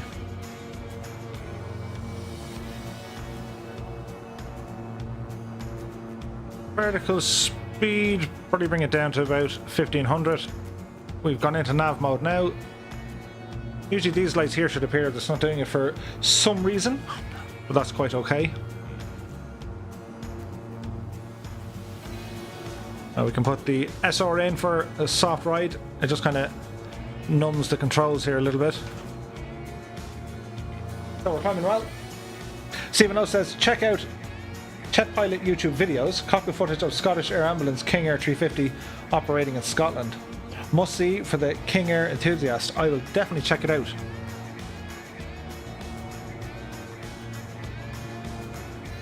Like again, X-Plane is this version of X-Plane. It's beta 16, and you're going to expect certain things not to work. There's a heap of updates from a sim. I haven't got around to them just yet. We can gauge our prop sync now. Torque, turbine, temperature and pressures, everything is okay. As we jump across here.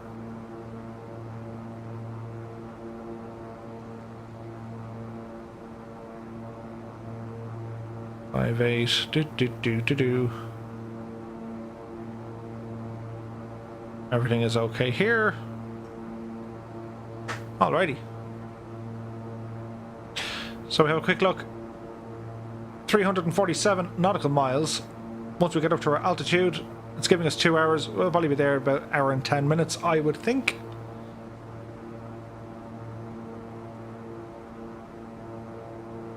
So if you're just tuning in and you're saying, that doesn't look like an Icon, we had our flight in the Icon A5 around Italy. We've just jumped into the KingAir 350i from Airfoil Labs. Wonderful plane, this. Absolutely brilliant.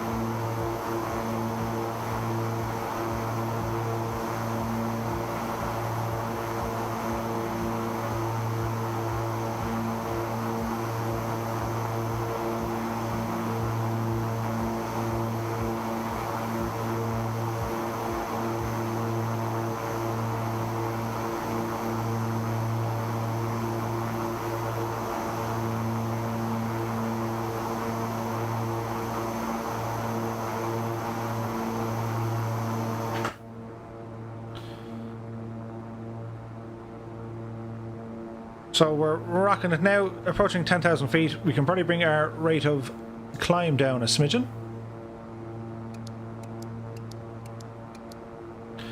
Let's go 5 notches, should bring us back to 1,000 feet per minute. This will increase our overall speed. We can increase our engine torque now as well.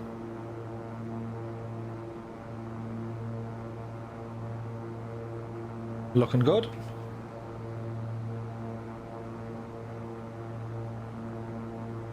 Stephen says, Battle of the Sims, will it ensue? I can't see Laminar Research rolling over, and no, they're not. As Austin said, it's not his first rodeo. There will be more things with X-Plane, and X-Plane has other, like, if Plane Maker wasn't as difficult and like it's just, I don't find it user friendly. I love the idea of being able to design your own plane. But when it comes to like modeling, Plane Maker, to me, it's just not going to do what I want it to do.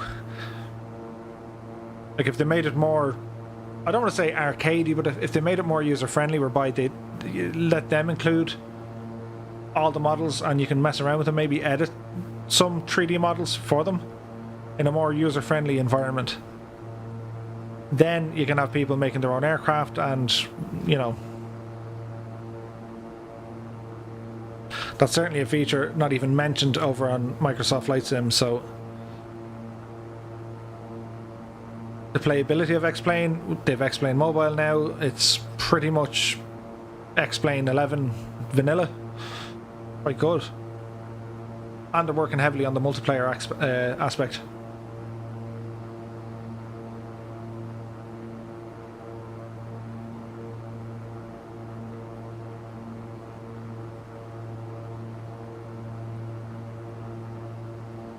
Yeah, like until the new sim is released and you know we get a bit of time with it for a couple of weeks, you'll find the edges, you'll find the okay, well it's not fantastic in this area, or you know, you're going to find its limitations somewhere. I just think if you were to base X-Plane and Microsoft Flight Sim on level pegging in just the vanilla versions, no contest. Absolutely no contest. Microsoft have pushed out, they've brought leaps and bounds into the simulation world. They've moved forward, they've applied different technologies to it. They have a gaming engine running it, and it's based on the old kind of legacy, what was it called? Whatever flight model engine thing that they ran off. ESP, I think it is.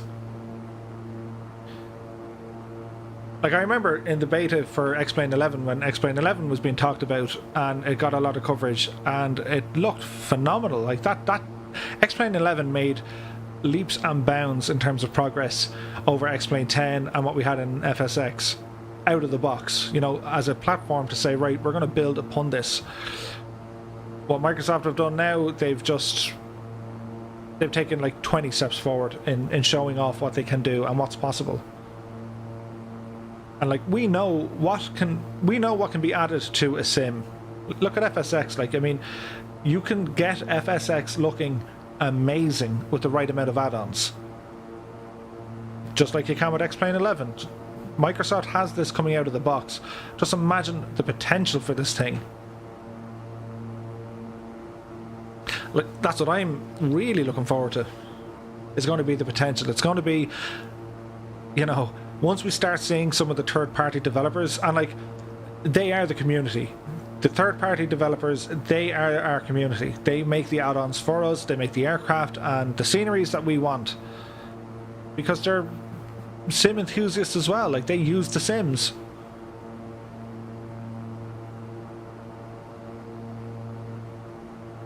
But if we were to compare one against the other long-term and say, you know, is this going to be the end to X-Plane? No, it's not. And I'm fairly confident when I say that, because Laminar have a different ethos. Yes, they're a smaller company, but you get huge advantages with dealing with that smaller company. Like, even I sent Austin an email a couple of weeks ago, and he responded to me, and like, one would think his schedule is super busy, and I was just looking for a feature. I was like, can this be done, and what if we do it this way, and what are your thoughts on this? It may never appear on his radar, but the fact that the creator of X-Plane is accessible to say, yeah, well, I kind of like the idea, but we have this instead, try this out. You're not going to get that on the other side, you know? I don't think you will.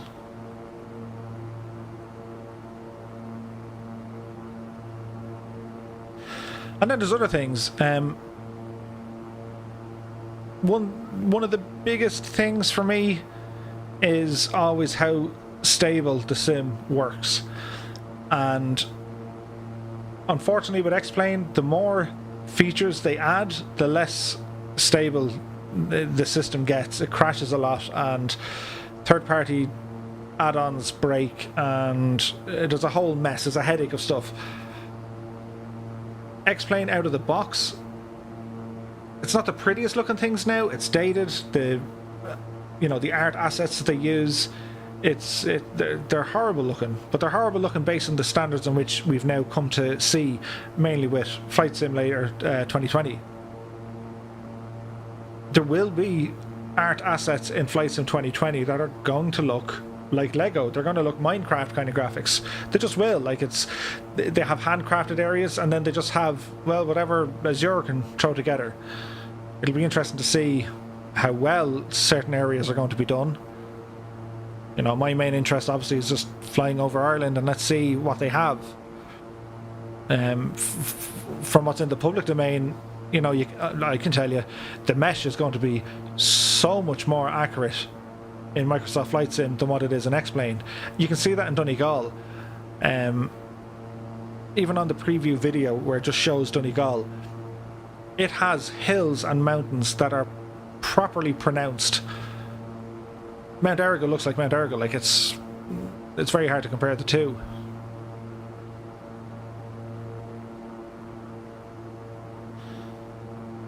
So I think after a couple of weeks, when we kind of realize what the sim has to offer versus where it could be lacking, that's when the third-party developers will latch on and say, yeah, I've got just the thing for that, and they'll release it. Will we get this now over in X-Plane? I don't know. We're not a million miles away from it in X-Plane. Like, we're a couple of thousand miles, but there's not millions and billions. There's not many miles in the difference. If you look at products like X-Enviro, for example, that's just one weather engine. What Magnus and them guys are doing over on X-Enviro, it looks amazing. Like, it's really up there. It's very close to what Microsoft have pulled off. And they have teams of people. Like, Magnus has, I don't know who else is working with Magnus on X-Enviro, but it just looks amazing. And you have Ultra Weather XP. You know, these guys have shown what their cloud system can do, what their lightings can do, and their scattering and different weather effects. And you have SkyMax Pro. If the three of them were maybe to combine and go in one direction, now you're looking at a competing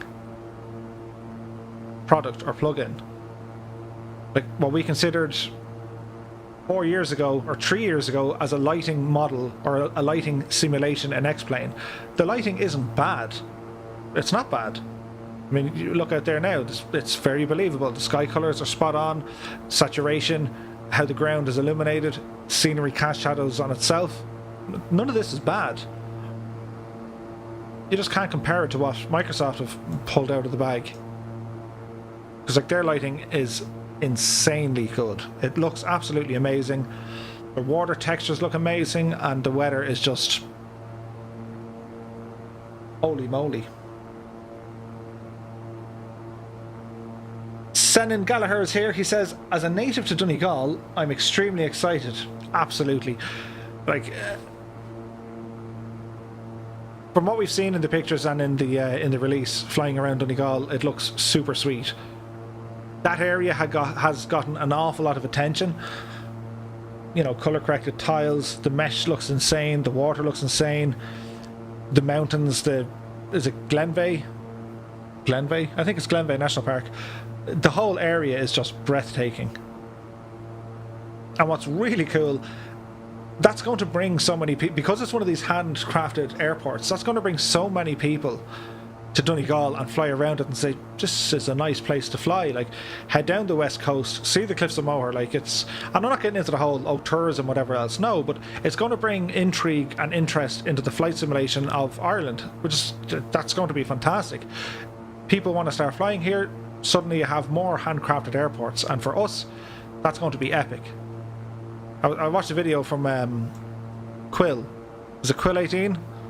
And he was one of the first out with the press preview. Quill was never in Donegal. He doesn't have to be in Donegal. He actually called it Donegal. Was it Donegal or Donegal? Anyway, that's not important. What is important, he's never been there before. Probably didn't even know it existed. And yet he's able to say in his video, it's a really, really nice airport. The scenery is so pretty there. 1,000 to go.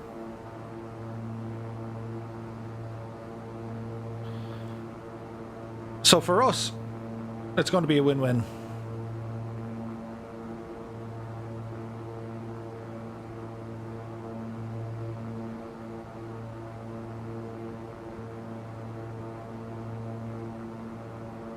Miguel asks, really curious if Dublin will be any good.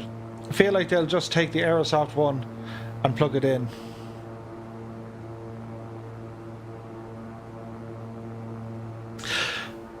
Miguel, you'll see it in about 18 days or 19 days. I've seen it. My opinions will stay to myself because obviously I can't tell you much about it.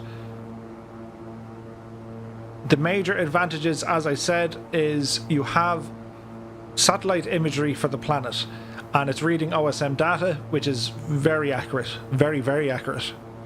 So I don't think anyone's going to be disappointed. I think once you see a handcrafted airport versus what isn't a handcrafted airport, you'll wish everything was handcrafted. But again, like these handcrafted airports, these are as good as any add-on sceneries we have currently in X-Plane. The handcrafted ones are as good. And you've seen that from the trailer videos, like they look amazing. They have people on the ground, they have static aircraft, the airports, layouts, buildings, photos, everything is spot on. It's right on the money. So a base sim coming with 40 of these in the Premium Deluxe or 30 in the standard version, that's awesome. And like that was always a bugbear for me, especially that's why I don't fly the bigger jets, because I'd be saying, okay, I'm going to do a flight now from, say, yeah, fly out of Dublin and I want to go to, I don't know, let's go to Rome. Okay, yeah, that's 2.5 hour flight. And then I'll say, right, okay, well, I'm not too worried about the scenery once I get over the Irish Sea because I'm going to be above the clouds and it'll be fine. And I suppose I won't really care about the scenery coming in over France because I'm going to be really high, and once I kind of make out maybe Mount Blanc and a couple of other things, I'll be fine. But certainly my approach into Italy, I'll want to get ortho tiles. I want to see what I'm looking at on the ground. And as I get closer to Rome, I really want ortho tiles. And then when I get to the airport, well, I want an airport. So it was like, okay, I'm going to spend loads of money here. I now need to get scenery for Italy. I now need to download ortho tiles. And like, for years we've done this, and like that's the norm. We've accepted it. We said, yep, that's what we need to do. If we want to fly from here to there and have the sim look somewhat the way we want, that's what we're going to do. And yes, you're going to have the diehards saying, oh, the sim isn't supposed to be for that. You know, you're supposed to be flying it to do all the avionics and whatever else. And yes, of course, you're right. But there's also an entertainment factor to the sim. So, my view, it makes it a game as well, you know? I'm not saying it is a game, it's a sim. But you understand where I'm coming from. So we're going to bring our torque down because our turbines are running a little bit high. And our props just at 16.5 there. And we should still be able to hold about 210 knots. As we're ticking over nicely.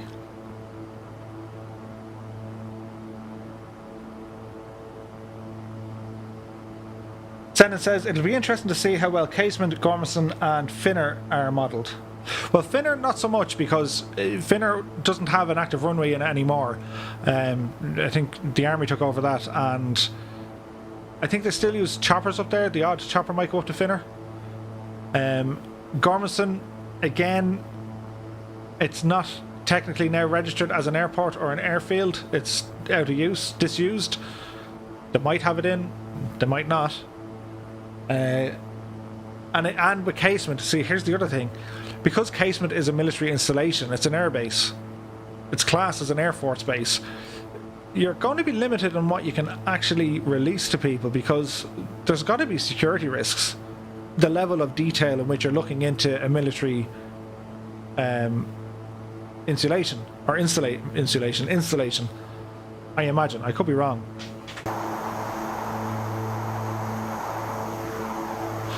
So we're tanking it now on our way over to Dice Airport near the Aberdeen. We're at 22,000 feet. We have really nice Irish scenery beneath us. V Countries by Vertical Sim.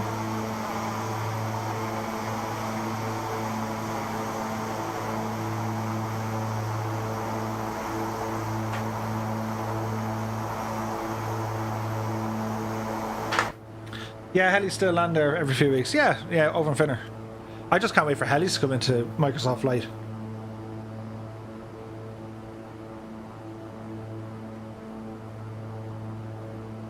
And here's hoping, because the Asobo guys, most of them are French. Let's hope we see more of the kind of Airbus Eurocopter style aircraft.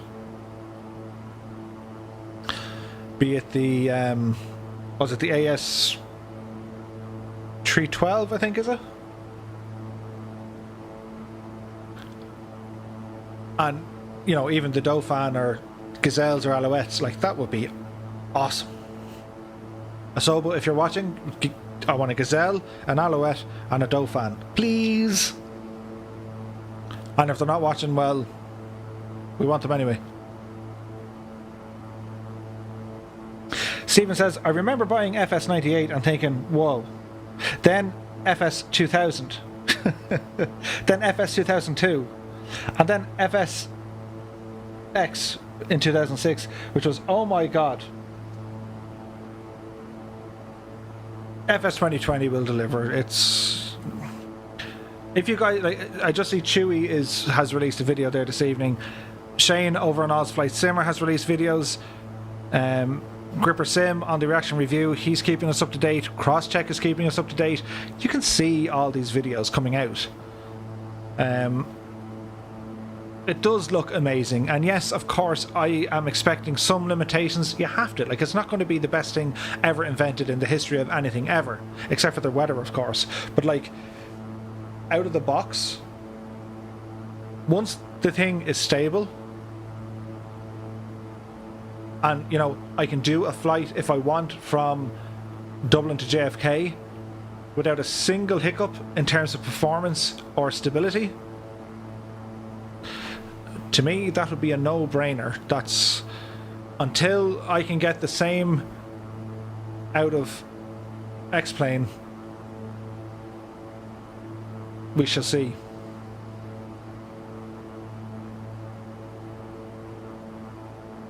Miguel says, yeah, you're right about Dublin. I'm really looking forward to seeing how it'll come out. It will be better than the default X-Plane 11 Dublin with the Lego bricks. Yes, it absolutely will. Sandy Gallagher says, in Air Corps colours for the helicopters. Yes, absolutely, 100% has to happen. And here's another thing. Aircraft liveries. Someone did a video on it online the other day, so I need to figure out who that was. How's the liveries going to work? Do you need to buy them? Can you download them? Are they going to give power to the user, make our own liveries? And hopefully it's not impossible whereby, okay, here's a power, or not a, what's it called? Here's a Photoshop stencil of, you know, the lower fifth of the aircraft, and you got to paint it up. And then you got to, like, upload the second fifth and paint that up and align it.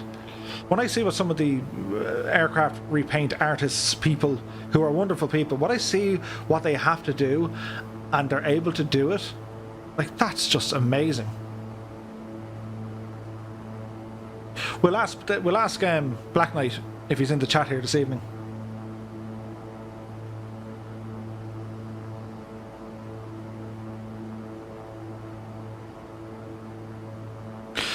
So far, so good. We're kind of near the old Monaghan town direction, coming over Ireland. That was not a smooth transition. Whoop!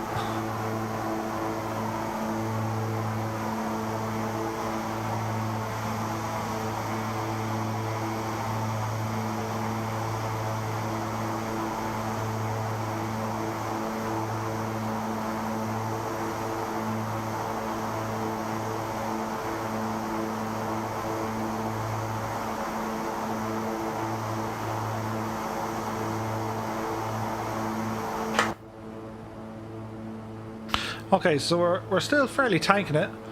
We got about 50 minutes to our destination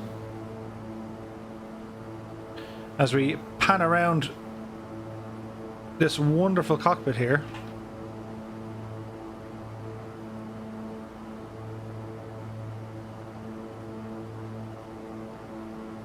So much detail in this thing. Right down to the pencil.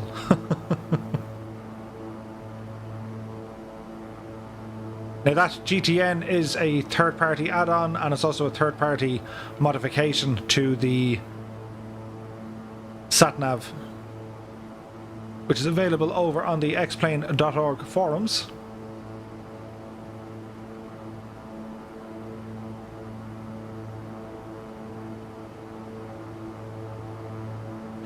Even the dirt on the glass, look. It's nuts. And the performance on this aircraft is amazing as well.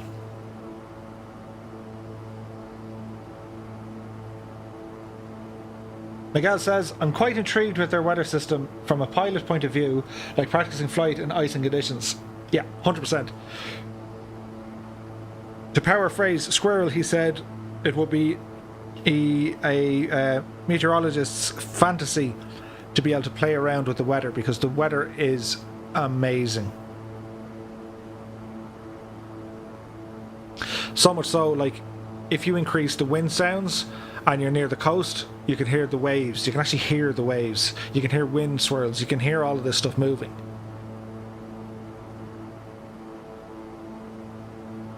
And even in the sky, like, you can hear the wind hitting off the aircraft.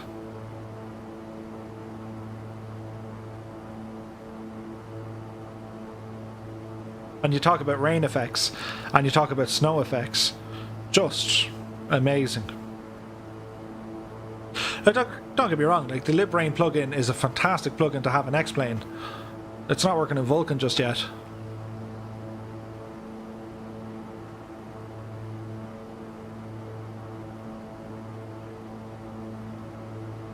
But if you were to consider all the things that are coming out of Microsoft Flight Sim, the weather engine, the visuals, ground traffic, the modelling, if they have pushback cars and carts, we've seen them, they're there. These are all plugins that we currently have to get from third parties, install them in the sim, and then we get feedback from the developers of the actual sim saying, well, it's a third-party program, what did you expect was going to happen if your sim crashed? It's, to me, that's a real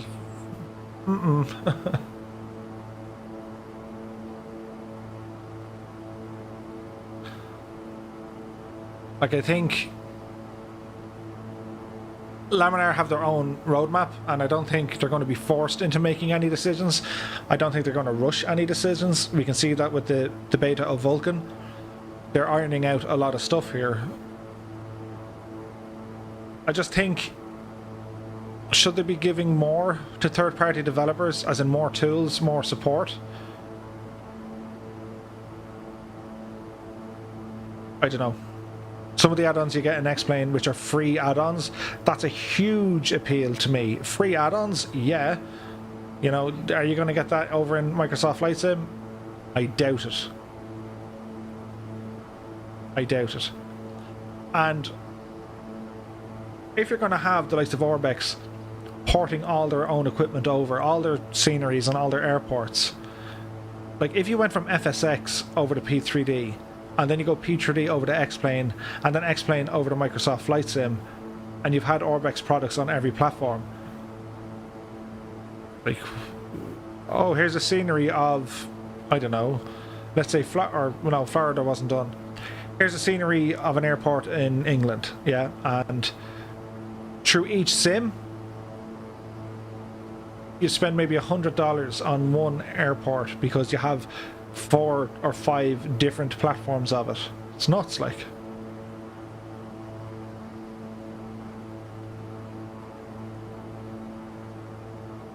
Kenneth says, I thought the MU2 was quick, but this thing is tanking it. This thing is a machine. And like, our turbine is kind of limiting us here. Because even though our props are fairly lively, it's our turbine RPM kind of holding us off here. But yeah, we are tanking it. This is a fast plane. So we're up in Northern Ireland now.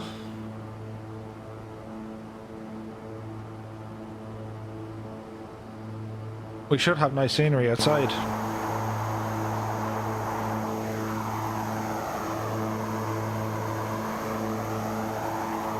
The beautiful and mysterious,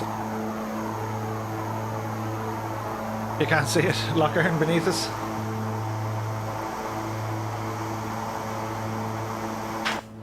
And there's a puzzling tile.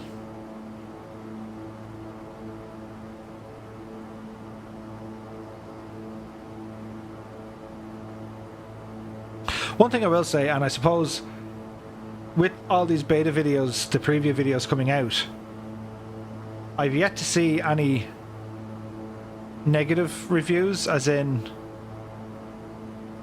like, even just looking back here now. So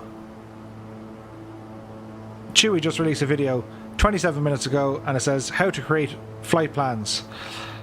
Shane has released a video on Ozflight takeoff and landings. Like, I have yet to see anyone super critical after having access to the beta saying it's good, but, or you know, I was really happy with it until this happened. I haven't seen any. Are they under a strict agreement because they have access to it, or is actually everything working fine? That is your own decision to make. I will say this though, in my own opinion, anything that Squirrel says and anything that Ozflight say, I would always stick to what they say. They've in all the videos I've watched, and as long as I've watched their stuff, they've never gotten anything wrong.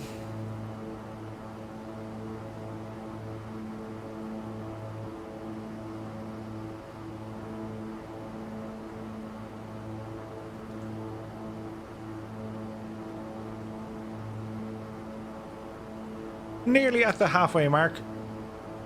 Speed is good. We're doing 309 over the ground. Over the ground, over the ground.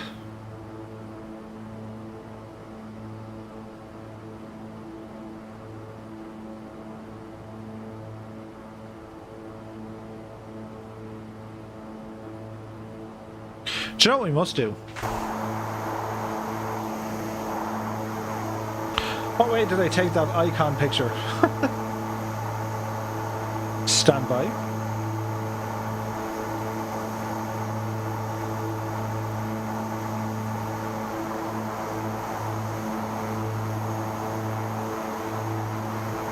So if we do something like this, right?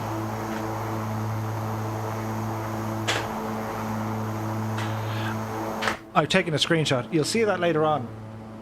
I'm going to merge the two thumbnails together. I mean, look, looking out the window there, don't mind the distant clouds, that looks fairly decent. And the scary thing is, everything that makes it visually pleasing are from third-party developers. Everything. Part of the sim itself, of course.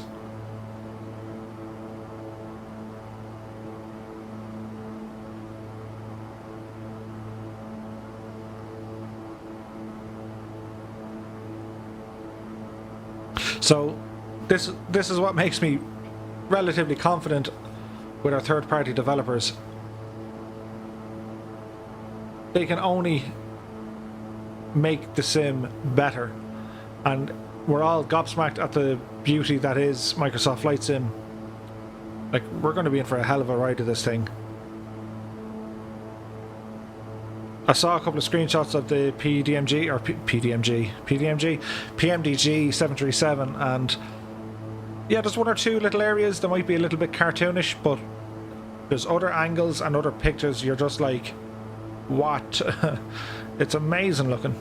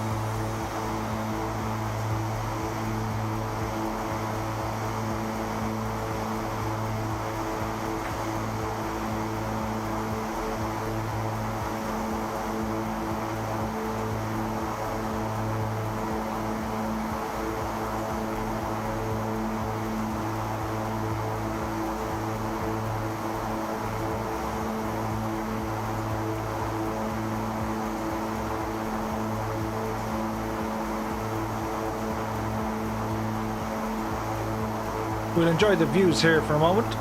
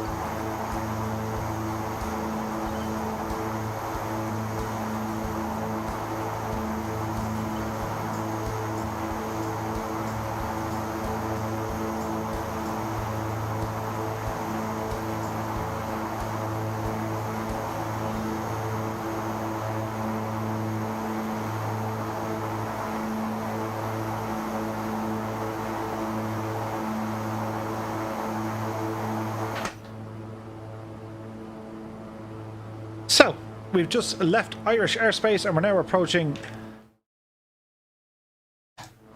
No, we're not. We're now approaching... Don't press that button again, Murph. We're now approaching this button. Scottish Control. So we have Samir Safan asking, may I ask what controls you are using? Yoke, throttle, rudder, etc. First of all, you're very welcome to the channel. Thanks for stopping by. So, me control setup.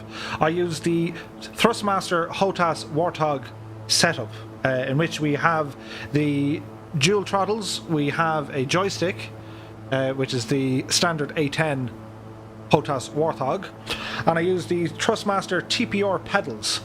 I've nothing to do with Thrustmaster. I just like the cut of their jib, really, when it comes to hardware stuff for flight simulation. The rudder pedals are absolutely unreal. They're fantastic. They're pendular, right? So they move with your feet flat on the ground. They're not like the other ones where you have to put your feet on top and they kind of sway. These are as close as you're going to get in the real aircraft, and they're super accurate. And prior to these set, I had the Sightseeing rudders, and they were fine. They did the job for years, but such a difference when I came across these things. Absolutely amazing.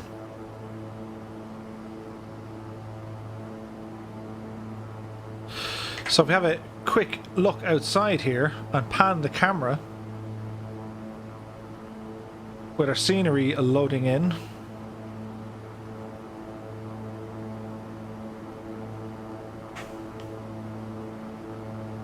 Starting to look real nice.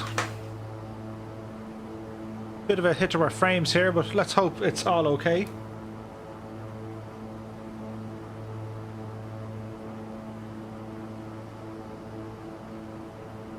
Bye Treelick or Billick or that guy there, you're very welcome. I'm really bad at names and trying to interpret names, so don't be offended. But he asks, what flight simulator am I using currently? Would you believe this is X-Plane 11?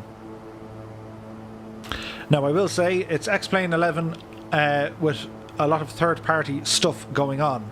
So the aircraft, for example, is from a developer called Airfoil Labs. They have 2 aircraft available in the sim. One is a Cessna 172, which rivals the A2A Cessna 172, and by rivaling I mean the level of detail gone into their systems and the checklists. It has a unique walk-around mode, which is as close as you're going to get to the real aircraft in terms of what you're checking on the aircraft and what to look out for. The KingAir, which is this, the KingAir 350, we have a combination of steam and glass panels. The KingAir 350 coming out in the new Microsoft Flight Sim has the Garmin G1000 suite of avionics, so it's all glass. Jumping outside the aircraft, as you can see, visually, the modelling is stunning.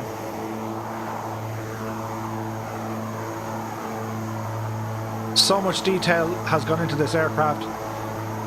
It looks absolutely amazing. The texture work, use of PBR, the modelling, it sounds great. It flies great. Pilots look a little bit on the old side, but apart from that, it's a super cool aircraft. And there's so many features with this. Pretty much everything inside the airplane works, which is cool. Including the wipers.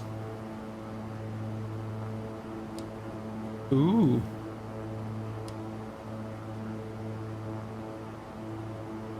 It has a very good de-icing machine built into it. It has the auto feather. It has great system simulation from the engine control, the air conditioning, down to oxygen. We go up here. So if we had a pressurization or a sudden drop in pressure, we can use our oxygen masks. You have little add-ons and gadgets that move around like sun visors. And what I think is really cool on this, they affect your viewpoints. It's awesome.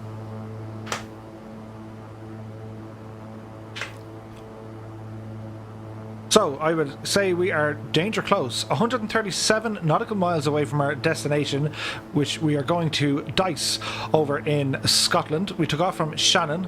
We were flying the V-Skylabs Icon A5 earlier on. We took off from Alvaro Leonardi, which is up near Turney, up about 30 miles or so north of Rome. We flew down to Rome, did a water landing outside Leonardo da Vinci Airport, out on the coast, and then we came back in and landed in Urb, or Yurbe.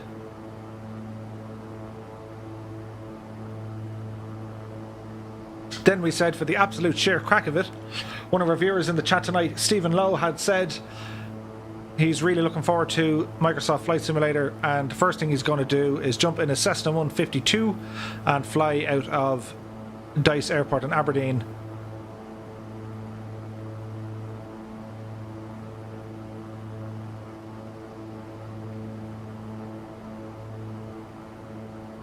That's where he took his first solo flight, and he invited us in for a virtual pint. We just couldn't say no to that.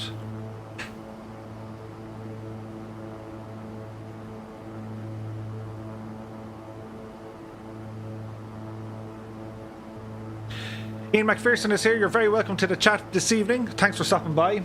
He says, good rudder pedal make all the difference. I have crosswind pedals. I was that close to getting the crosswinds. The MFGs, I've read so many good things about them. You know, the support from the manufacturer is supposed to be brilliant. I don't know what made me go with the Thrustmaster stuff. I really like the HOTAS. You know, it's so hard and durable, all metal, and it's going to last for donkey's years. So I said, well, let's go with and I have a Thrustmaster steering wheel as well, and that thing is as hard as you can get as well. You can really bash that wheel around. So I went with the TPR, and I have to say I'm delighted with them. Really, really good. Couldn't recommend them enough. And if I'm not mistaken, I think when they did the what were they called? When they did the the press release where they brought all the guys over to Seattle, I think they had the TPR rudder pedals in.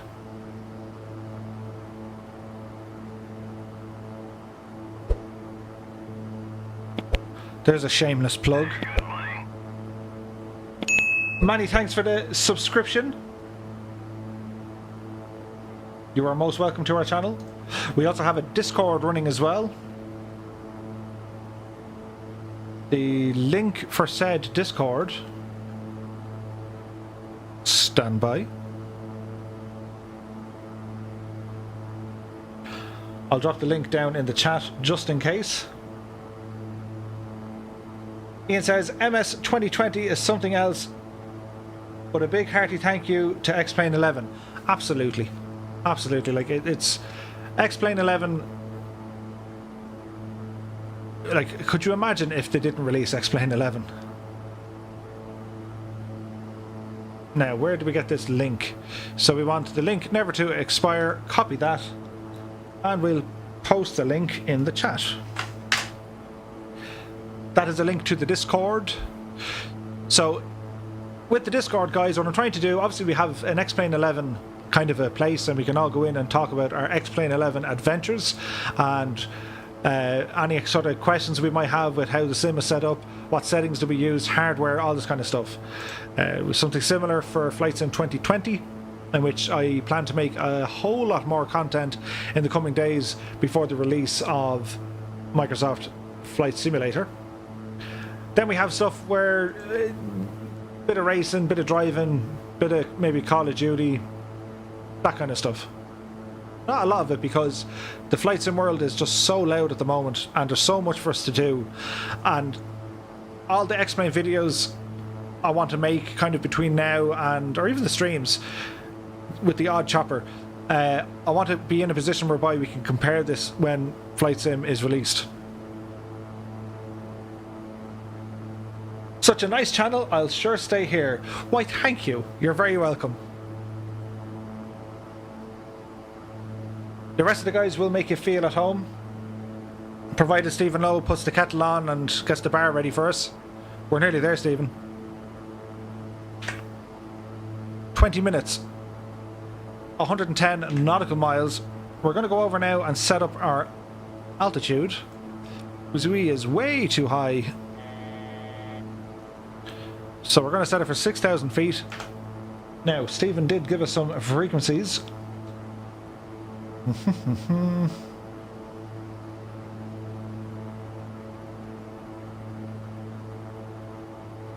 ILS 109.90.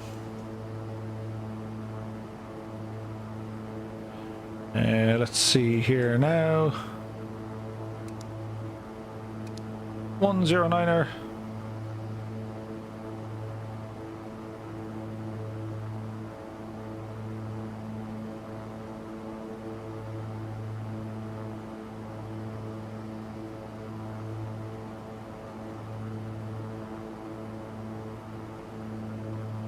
Go ahead and short it up. And put you on as well.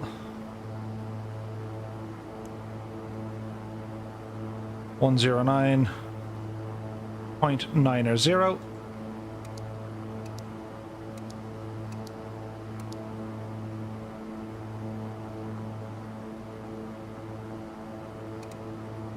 There we go.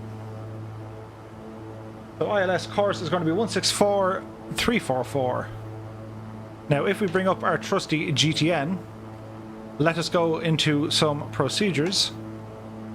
And our approach is going to be ILS. I think it's going to be 16.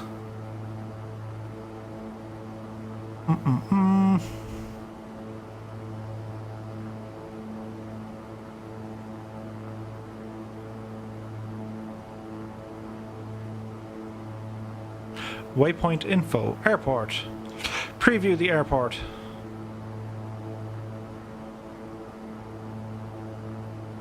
We'll go for 3-4. Let's go for an ILS on 3-4. So we can pan in this way. Load the approach.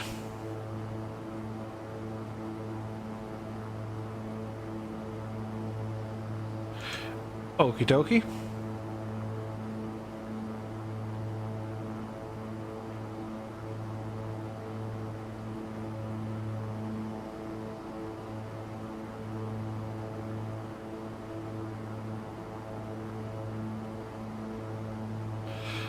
So that should turn us ever so slightly, and we're just going to fly up and along, intercept here, I think, and then there'll be a left turn into runway 34.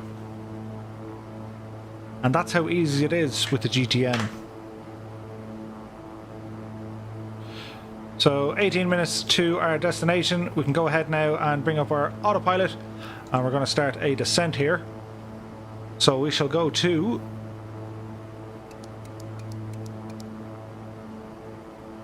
5 clicks, should be 500 feet per minute, which it is, kind of. It should stabilize, and we'll watch our speed as we descend here.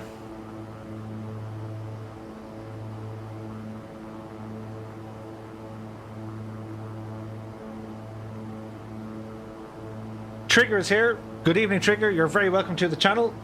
Do you have the beta, or have you used the beta for MS 2020? So I was an alpha tester and I have access to the beta as well. I don't have the press release beta like some of the lucky ducks have. The likes of Shane, Ozfly Simmer, Chewy has it, Squirrel, Paul has it as well, and a handful of other peoples have access to it. I'm not super worried though, because I'm just like yourselves. I will look at other channels, I'll look at other YouTubers, and I'll try and pick up as much as I possibly can and figure it all out. And then on the day of release, I'll sit back and be all smug going, look what I did. I've learned that.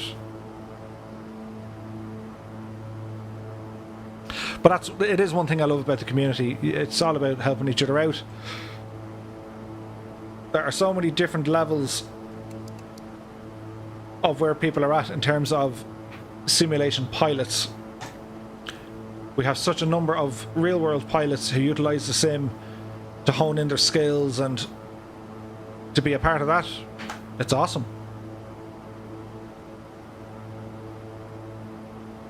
Ian McPherson says, I have the honeycomb yoke waiting on the throttle quadrant, looking really good. And you have the Warthog stick and throttle. The money we spend, who you telling? And the excuses you need, right?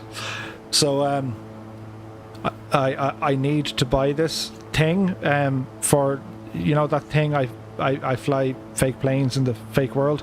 Well, I need to buy this hardware because it'll help my immersion and I'll be better at it. We've all been there, man. We've all been there. But one thing I will say, the Thrustmaster stuff, for me, it's holding up very well. You should easily get a couple of more years out of this equipment.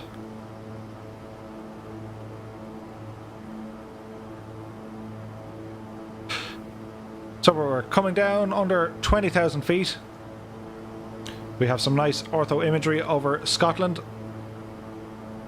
I think I turned off me Orbex stuff. Hence the decent frame rate. So we have software, turning that off. Indicated airspeed. We could go into IS mode.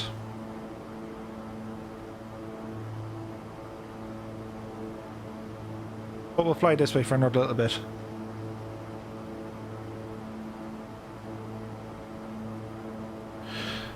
So our Scottish scenery.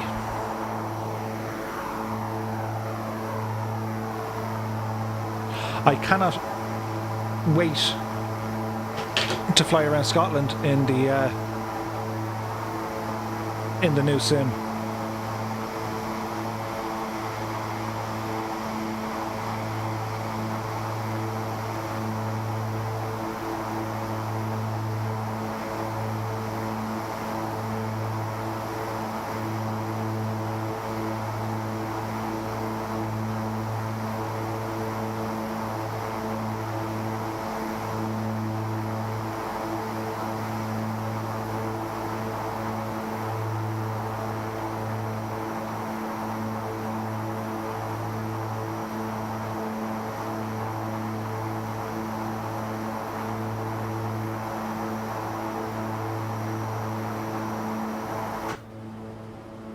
Ian says, waiting for the new GPUs coming out and then the new beast build.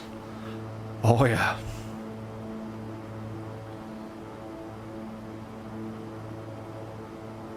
What are your specs like, Ian? Are you using Nvidia or AMD? Out of curiosity.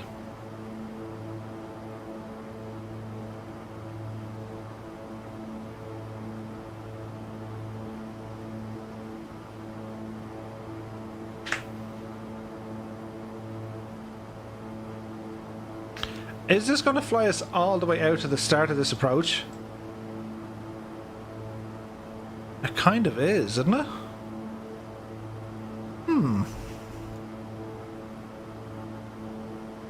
So, HEF, F134, 1834.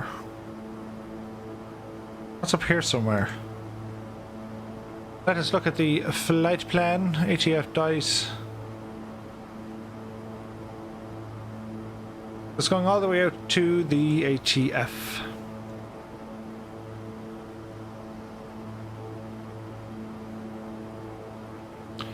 So, Mad Dad. We could just go direct to Mad Dad.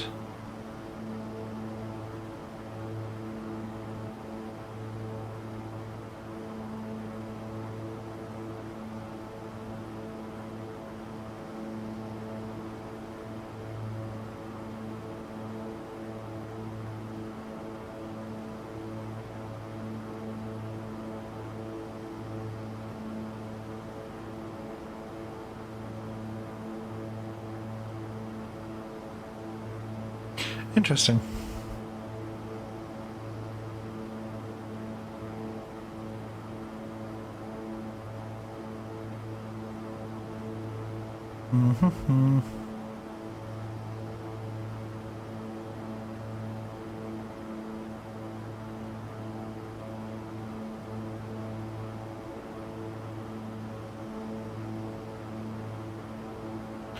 Flight plan, ATF.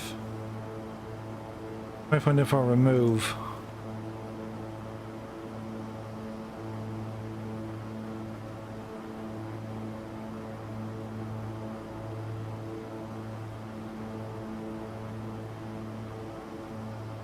Well, something went a bit strange.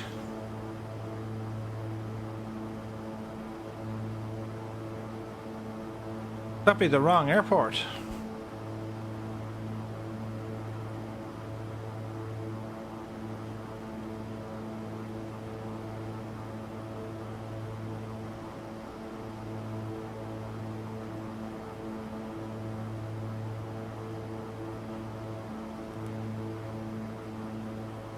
Weird. I'm not quite sure what happened there. So if we go to procedure, approach, ILS 34, load and activate, yes. Back to our map.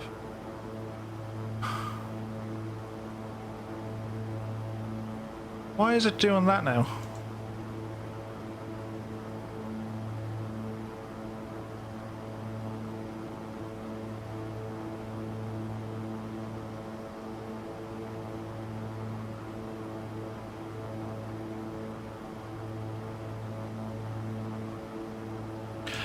The joys of winging it, lads.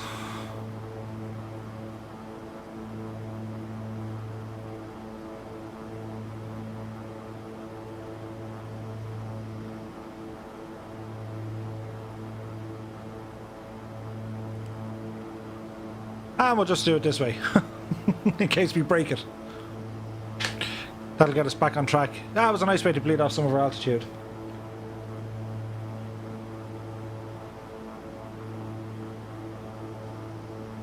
So Ian says, NVIDIA going to get the 3080 Ti, but might try AMD CPU. Yeah, like, I have the 2080 and it's RTX, so it has all this ray tracing stuff, and I've yet to see enough products that have ray tracing in it. Now, in terms of its capabilities, the chip runs quite hot, and it's the cooling I have is fantastic, but I've just noticed it likes running, its optimum temperature is going to be, you know, the mid to high 70s, which isn't bad, and it laughs at pretty much everything I throw at it, bar Microsoft Flight Sim. It kind of goes like, you know, every other sim or game with this graphics card is like, oh, no problem. Once Microsoft Flight Sim loaded up, it's like, wait, what? But it's still grand, like, you know. By Threelick, or how do you say your name, dude? But anyway, by Threelick, or it could be Billick. What were the requirements for beta tests for Microsoft 2020? Did they choose people by PC specs or what? So basically what they do in any sort of alpha or beta testing, they need to get a full mix of systems. So my understanding is the first phase or the first group of alpha testers would have had relatively beefy PCs. They would have had the RTX 2080s, they would have had 32 gigs of RAM and relatively fast processors. The second wave of alpha testers would have been the mid to high range. They would have had i7s or i5s, they would have had maybe 1080s or 1080 Ti's, and again 16 to 32 gigs of RAM. So when they launched the alpha process, or when anyone would launch an alpha process, they want to put it out to the guys who have the most amount of resources available, and then they start optimizing the sim and then introduce each lower spec'd PC as it gets down the list. And I think even on the last alpha, like, they were taking on the absolute minimum spec, and the report so far has been, regardless of your spec, the sim will run smooth. It just runs smooth. Granted, you mightn't have the same level of visual eye candy, but it'll still run smooth, which it has to. If it's simulating flight, it has to be smooth. That was X-Plane's biggest problem. It never ran smooth. You know, OpenGL would load it in a texture, and then you'd pan the camera, or you'd move, and then another part of OpenGL would be like, oh, I'm not quite there yet. And you had this stuttering effect, and like that just breaks your immersion, and it's no good for flight training, and so on and so on.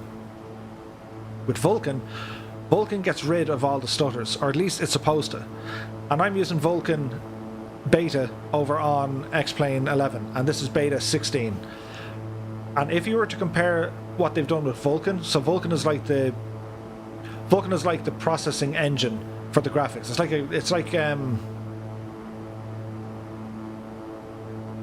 It's like, for example, what Microsoft would use is DirectX 12 versus DirectX 9 that we had in FSX. And then I know a patch came out for DirectX 10. There was like a third-party patch some guy called Steve, I think, and he managed to get most of FSX working in DirectX 10. And what that did to the visual stuff, it gave you depth of shadows, different colors. It looked amazing in its day. What Vulcan does, it's all about how the sim renders these graphics and commands. So it's not going to make you have better looking graphics. It just means that the system will load the graphics more efficiently, hence giving you a smoother experience. And by doing that, the ceiling of capability with X-Plane, their head is on the roof of it, and the same with the developers. There's only certain things they can actually put into the sim, and that's why we have aircraft like this that look amazing and are getting very good performance. They still don't compare to what's available in Microsoft Flight Sim. So the ceiling in capabilities in X-Plane, their head is pretty much against the roof. With Vulcan, they've extended that roof up a lot higher. So it does give the opportunity for devs to go ahead now and start throwing lots of features in. That's what we hope for. Or it might just give Laminar the green light to throw in a ton of features that they've always wanted to include. Like, don't forget, when X-Plane 11 launched, was it the X1110 or 1130, we got these new particle effects, like the temperature, the heat blur, fire, all of this kind of stuff. Yes, they looked an awful lot better, but they caused so many stability issues with the sim. It was just painful. Like, the sim just crashed, and we started getting really bad performance. So I think Vulcan will address all of the shortcomings from bringing these new features out. So it'll be interesting to see.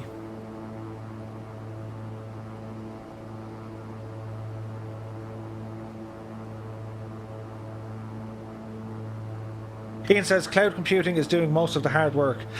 Absolutely. So NVIDIA are going to get cloud compute. Yeah, that's what's going to be a great thing in Microsoft Flight Sim as well. Like, you're not going to need 8 or 9 terabytes of storage space just to download orthos. It'll stream it.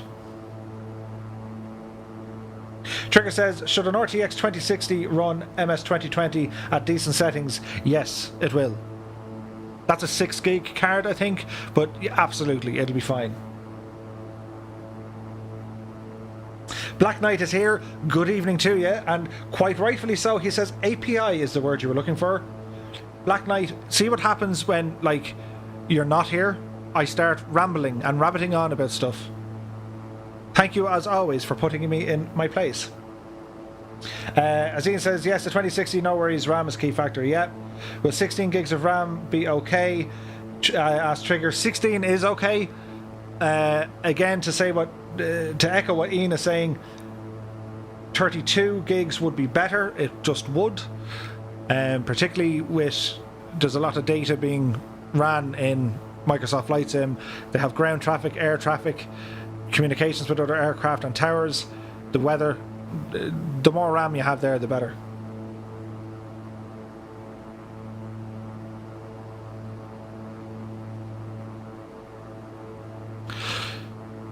So we're holding on here at 6,000 feet. We're taking the low and slow approach, checking out some of my orthos over Scotland.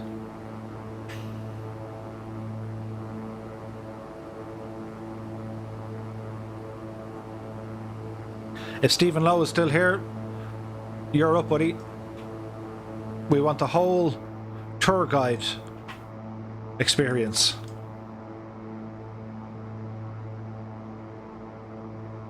You guys ever notice when you talk, sometimes Siri thinks you're talking to it, and you'll just hear these random beeps in the background, and then you continue to rabbit on, and then you go back to your iPad or whatever later on, you're saying, and it's searching for the most random stuff.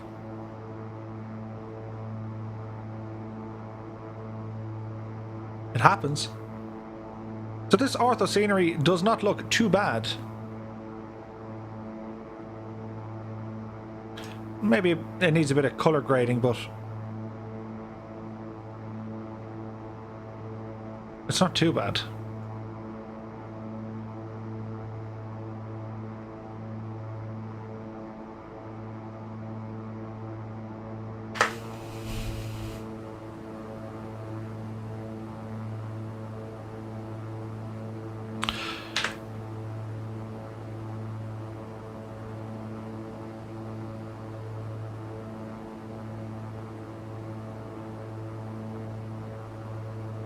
So if we fly direct to OK Pal,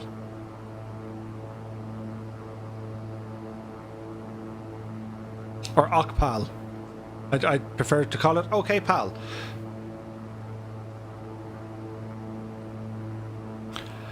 That should get us nicely aligned to our little airport here.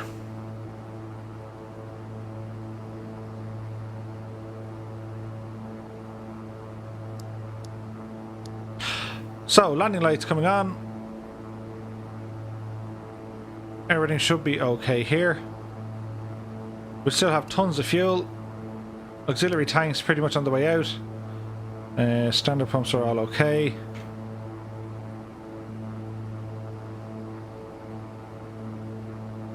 All that is running okay. Jump across. Pressurizations, everything here appears to be good. We're pretty much okay.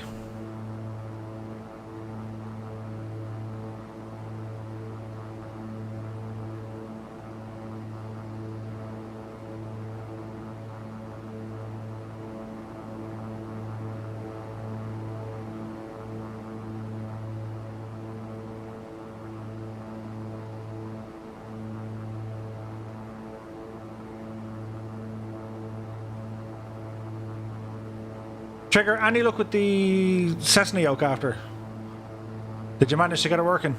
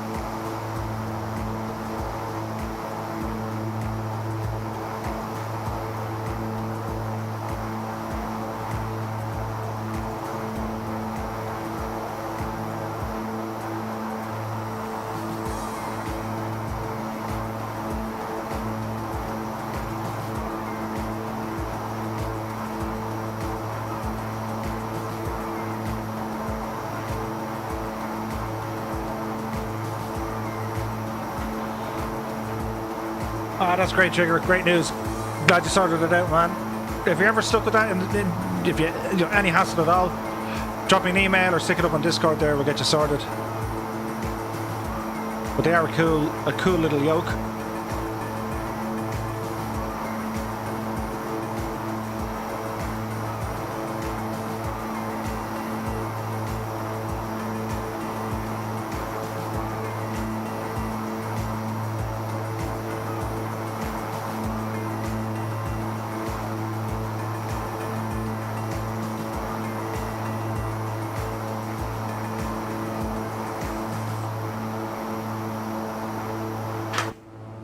Sabine says, I thought MS 2020 would have put the new Gulfstream G700 or G500, the G7 or the G5 in. I hope Hayward down the road. I've yet to see any official Gulfstream products in any flight sim. Unless there's something on prepared, I don't think there is. Or maybe there is. I've yet to see them. I think they're kind of funny with their planes.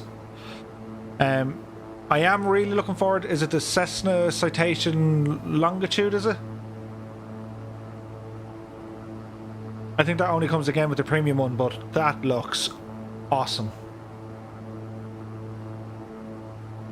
Like I read as well, like Carinado are going to be making aircraft as well. So we know Carinado make all the eye candy. Like we know this. You can't fault them with their modelling work. Where the systems are going to come in, I don't know. Like I'll sing their praises when they were working with Thranda. A lot of the Carinado stuff under Thranda's assistance, if you like, have been very, very good.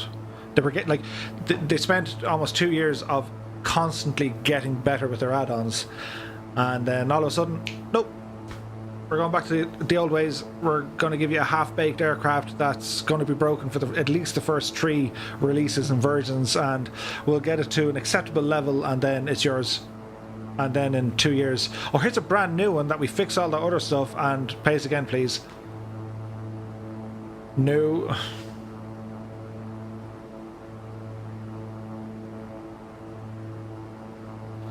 Says your man with all the Carinado planes in his hangar. I've pretty much all the Carinado planes in my hangar. Whoops. It's because they look so nice. And they sound good. And they tend to fly really well. And yes, they are optimized.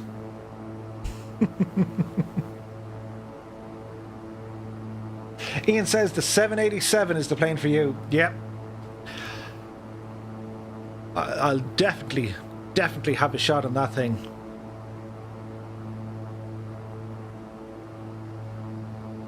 Like I do miss, and like this is a big bugbear for me. Like when I went from FSX to X-Plane, I had X-Plane 10 when I still had FSX, and I always kind of dipped my toes into X-Plane 10 to see what it was like, and it was just like, this user interface, nah, that's just not going to work. And I think it was around X-Plane 10 point, I don't know. They came out with like a strange number, like 6.4 or something like this. Something came out anyway, and they had made savage changes. I think they were throwing a lot of the X-Plane 11 features in at this stage, and I was actually happy with it. I was like, this has potential. The performance was amazing. Didn't like the way you kind of had this weird fisheye lens as you panned around the cockpit and all that, but it was very good. And, you know, as I said, I dipped my toes into it to see what it'd be like. And A2A started coming out with really, really good quality aircraft. The 172, the 182, the Connie came out of nowhere. The, what was the other one? The Piper Comanche. That thing was flown to death like that. I flew all over New Zealand, both of North Island and South Island in New Zealand, which was amazing. And that was using like the FTX global range. They weren't even photo scenery, but they just made it a very believable world. And I think that's more where Austin leans into when it comes to X-Plane. Time will tell. And then the Connie came out. Do you remember the Connie? The L1100 Constellation. I mean, that thing was a work of art. And then the the PMDG fleet. I'll get it right some night. The PMDG fleet, the first one obviously I bought was the 737NG, which was amazing. And like, you had to study that. That wasn't just a simple thing, hop in, and you had to study that one. And it was the first time I experienced studying an aircraft. Be quiet, Siri. Shush, Siri. It was the first time I had to study for an aircraft, and then I picked up the 777, and that was amazing. And then I wasn't using the airliner so much. I got back into the low and slow. Then I got a different PC years ago, a good few years ago, and I said, right, this is going to be for X-Plane 11, which it was. G.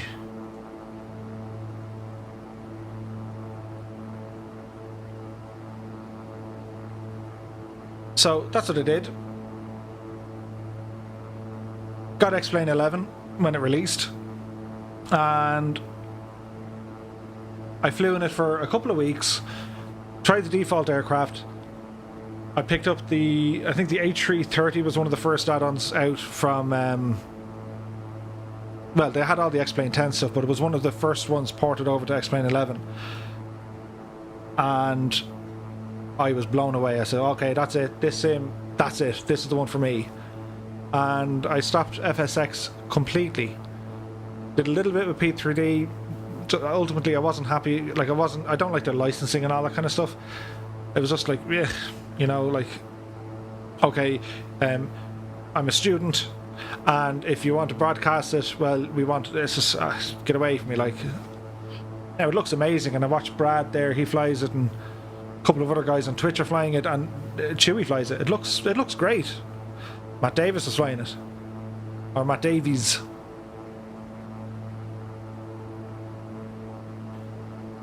So, yeah, it was all X-Plane, and I've been happy enough in X-Plane. You know, as I said, I have quite a large fleet of aircraft. Spent a friggin' fortune on it. And let's go for 3,000 feet on approach here.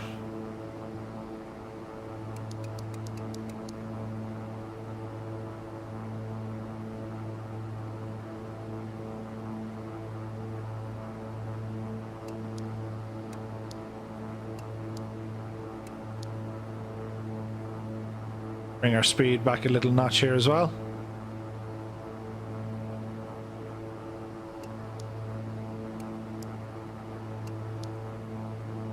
We could automate the whole process, but I like doing it this way.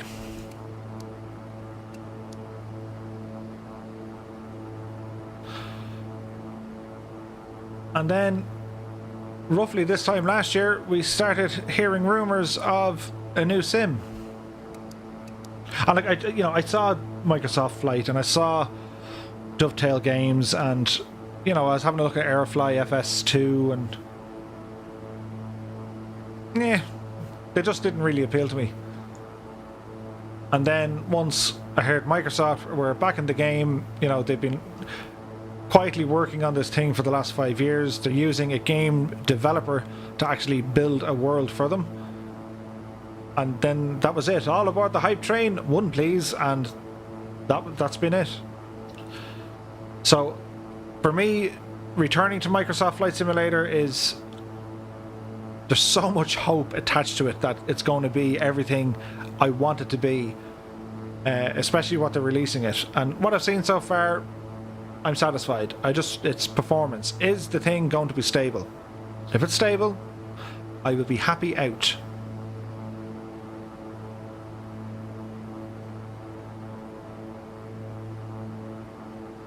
Black Knight says there's actually a Gulfstream in X-Plane. It's for about $19. Yeah, well, it's not licensed though. It's as far as I know, it's not licensed. Ian says because of the number of copies they will sell, there will be plenty of aircraft within the first year of the sim, and Microsoft 2020 will be strict with quality. I hope so.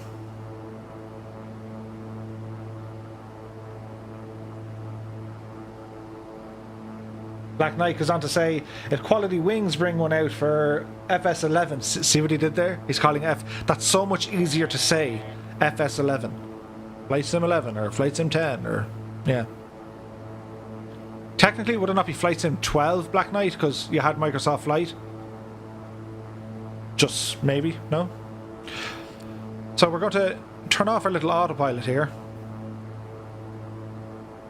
As we slow down, runways in sight. Continue with our approach.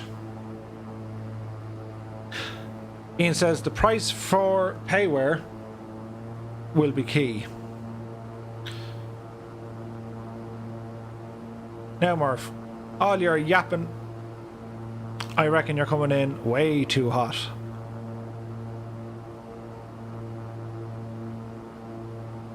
And you're not going to fix this anytime soon. So let's do a scenic flyby, shall we? And see what we can see.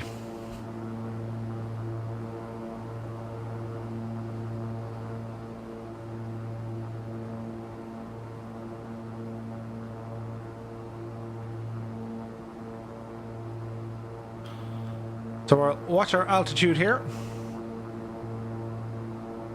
The price for payware will be key. It absolutely will be. But I just wouldn't be expecting PMGG to release a 737 or a 777 for less than $70 to $100. I don't expect it. That's going to be expensive because they know who they're appealing to. They know the market. And we're going to buy it.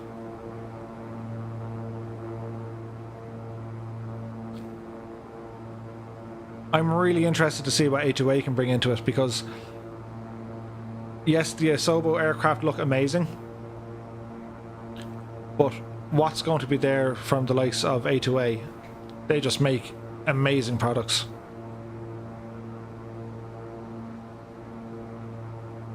Miguel is back. He says, hello, I'm back. I got the internet sorted. Are we on approach? We are, but I didn't really follow any procedures. I could have went missed approach. We were just coming into... I was waffling, as usual. Yapping away to my heart's content. So, we'll just treat this as kind of like a VFR scenic flight. Around Dice, Aberdeen. So we're just going to kind of backtrack around and get ourselves lined up again.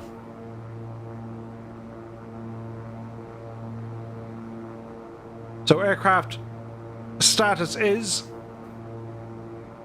we have prop full, fuel full. We're just kind of hanging around our maximum speed in which we can deploy our flaps.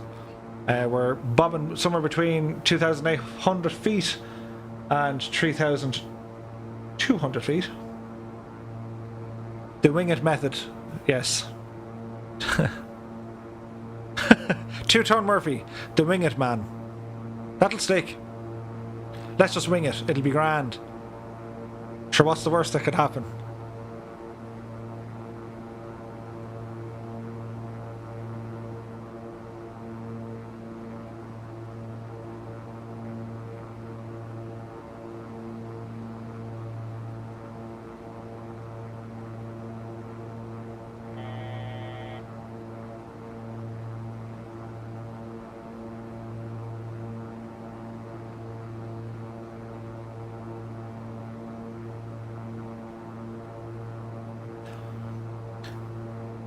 Black Knight, not really. Thought it was technically, though it was, sorry, let's start again, Black Knight.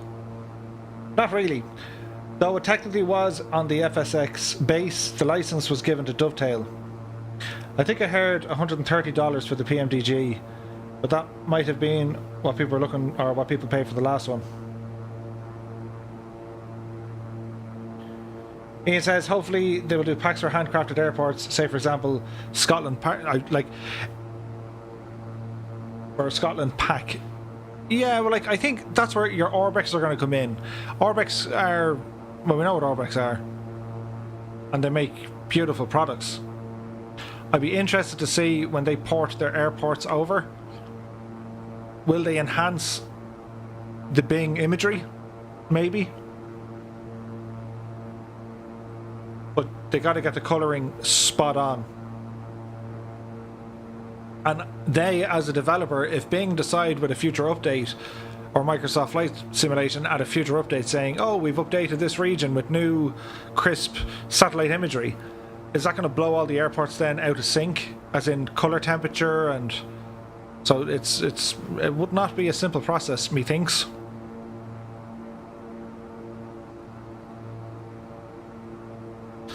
Okay, we can watch our altitude here because we're soon about to turn right on final. Yeah, bring the Zebo mod over to Microsoft Flight Sim.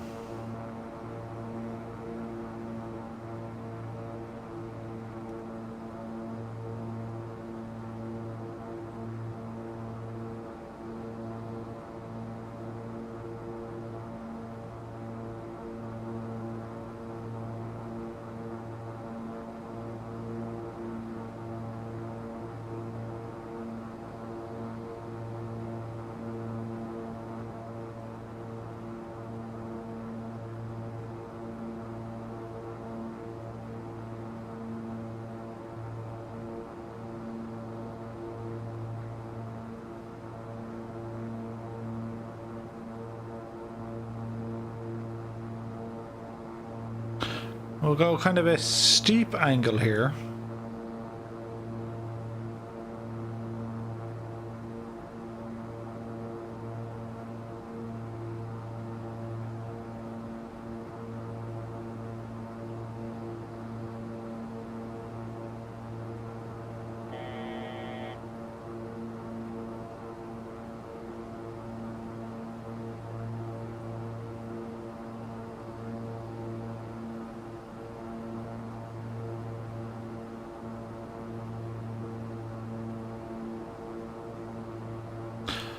Try and get this speed to drain off a little bit. We can lower our landing gear to increase our drag, which we'll do.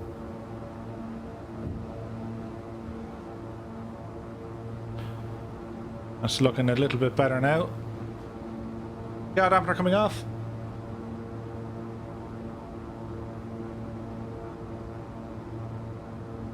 And we're just on our limit for the flaps. Drop our first notch of flaps here. Altitude 2,000 feet. Engines are stabilized. We have 3 greens on our landing gear. 1,000 feet to minimums. There we go. Speed is starting to stabilize a little.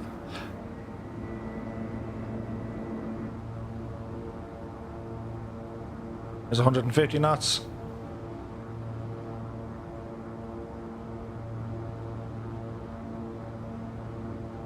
Feet to minimums.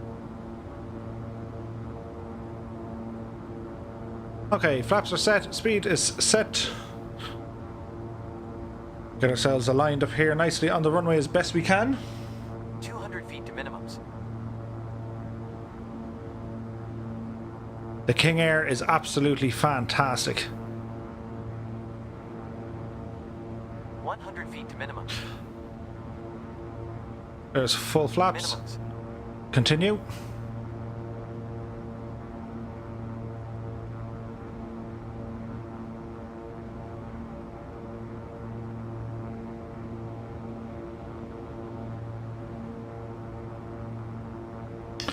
No pappy lights. Interesting. 100 feet. 50 feet.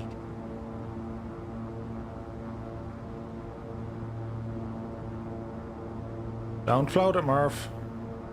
Props full. Reverser set. Keep an eye on our torque and RPM. Keep it somewhat on the center line. That was shaky.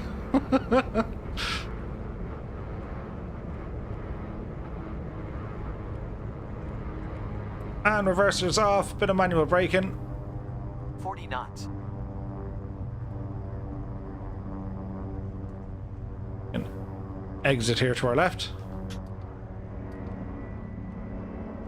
Flaps coming in.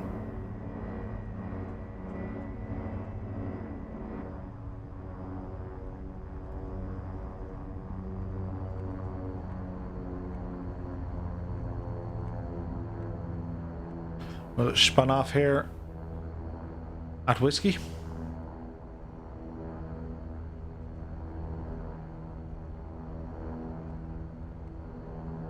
Got a great mod for the Warthog throttle F15 pull-up levers. Awesome. And you might share that in the Discord. I'd love to see it. Miguel says, great landing. Thanks, Miguel. That total wing, that one, lad. I could have gone either way. We could have bounced.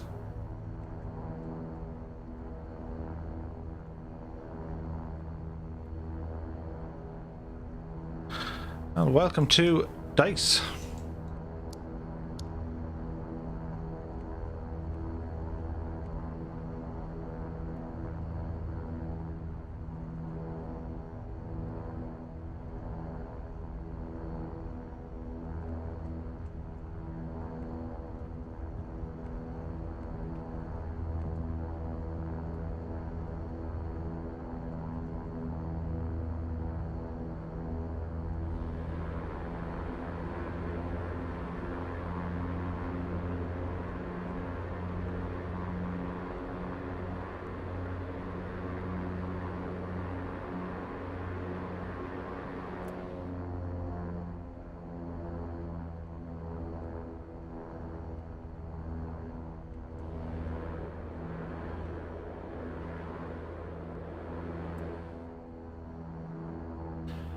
Get ourselves taxied up right about here.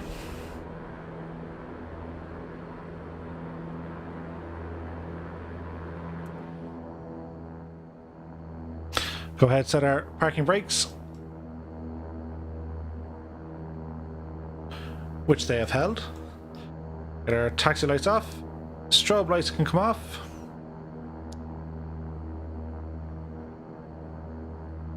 That's the beauty of winging a Murph, yep.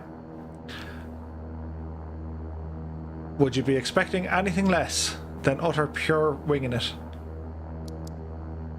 Fasten seatbelt lights can come off.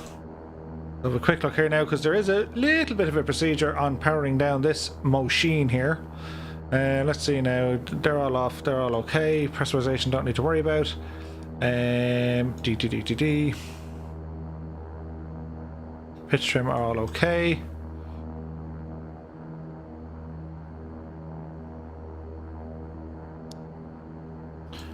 Dump the pressure out of the cabin. Beacon lights can stay on for the moment. Anti-ice systems, they're all okay. Gentries are all okay. Inverters okay. Yep, I think we is good. Oh, right engine coming offline. At this stage now, we can drop off our avionics master. We don't need it. Now we can go for the left engine coming offline. Great sounds here. So lights off. Down you get. Beacons, tail flood, and battery off. Cool. There we have it, guys. Welcome to Aberdeen Dice Airport. Stephen Lowe is back to us. Stephen, many thanks for joining us tonight. Yeah, very short final. Normally fly in 11-mile final as an ATPL. Nice flight though. Beer time, methinks. Stephen, it is time for the beer. Well guys, that's it for tonight's stream. I want to thank you all very much for joining me. I've had a blast. We did our Italian flights in the Icon A5, then we changed things up a little bit. We hopped into the Airfoil Labs KingAir 350i from Shannon all the way over here to Aberdeen. Exciting times in our flight simulation world with the imminent release of Microsoft Flight Simulator, and as soon as that's released, the eyes of the world shall look back on X-Plane saying, right lads, what are you guys going to do? And so on and so forth. So remember guys, I stream Monday, Wednesday and Friday. I might do the odd bonus stream every other weekend if I get a chance. You can follow me on Twitter, and we have our Discord here as well. So any comments, questions, or opinions, let me know in Discord. You might let me know in the chat. And stay tuned for more videos. I'm going to do a few more on X-Plane, don't worry. And I have a couple of more Microsoft Flight videos to work on as well. That is the plan. So, lads, thanks a million. Catch you really soon. Monday, maybe a stream before it. Until then, look after each other, and I'll see you in the next one.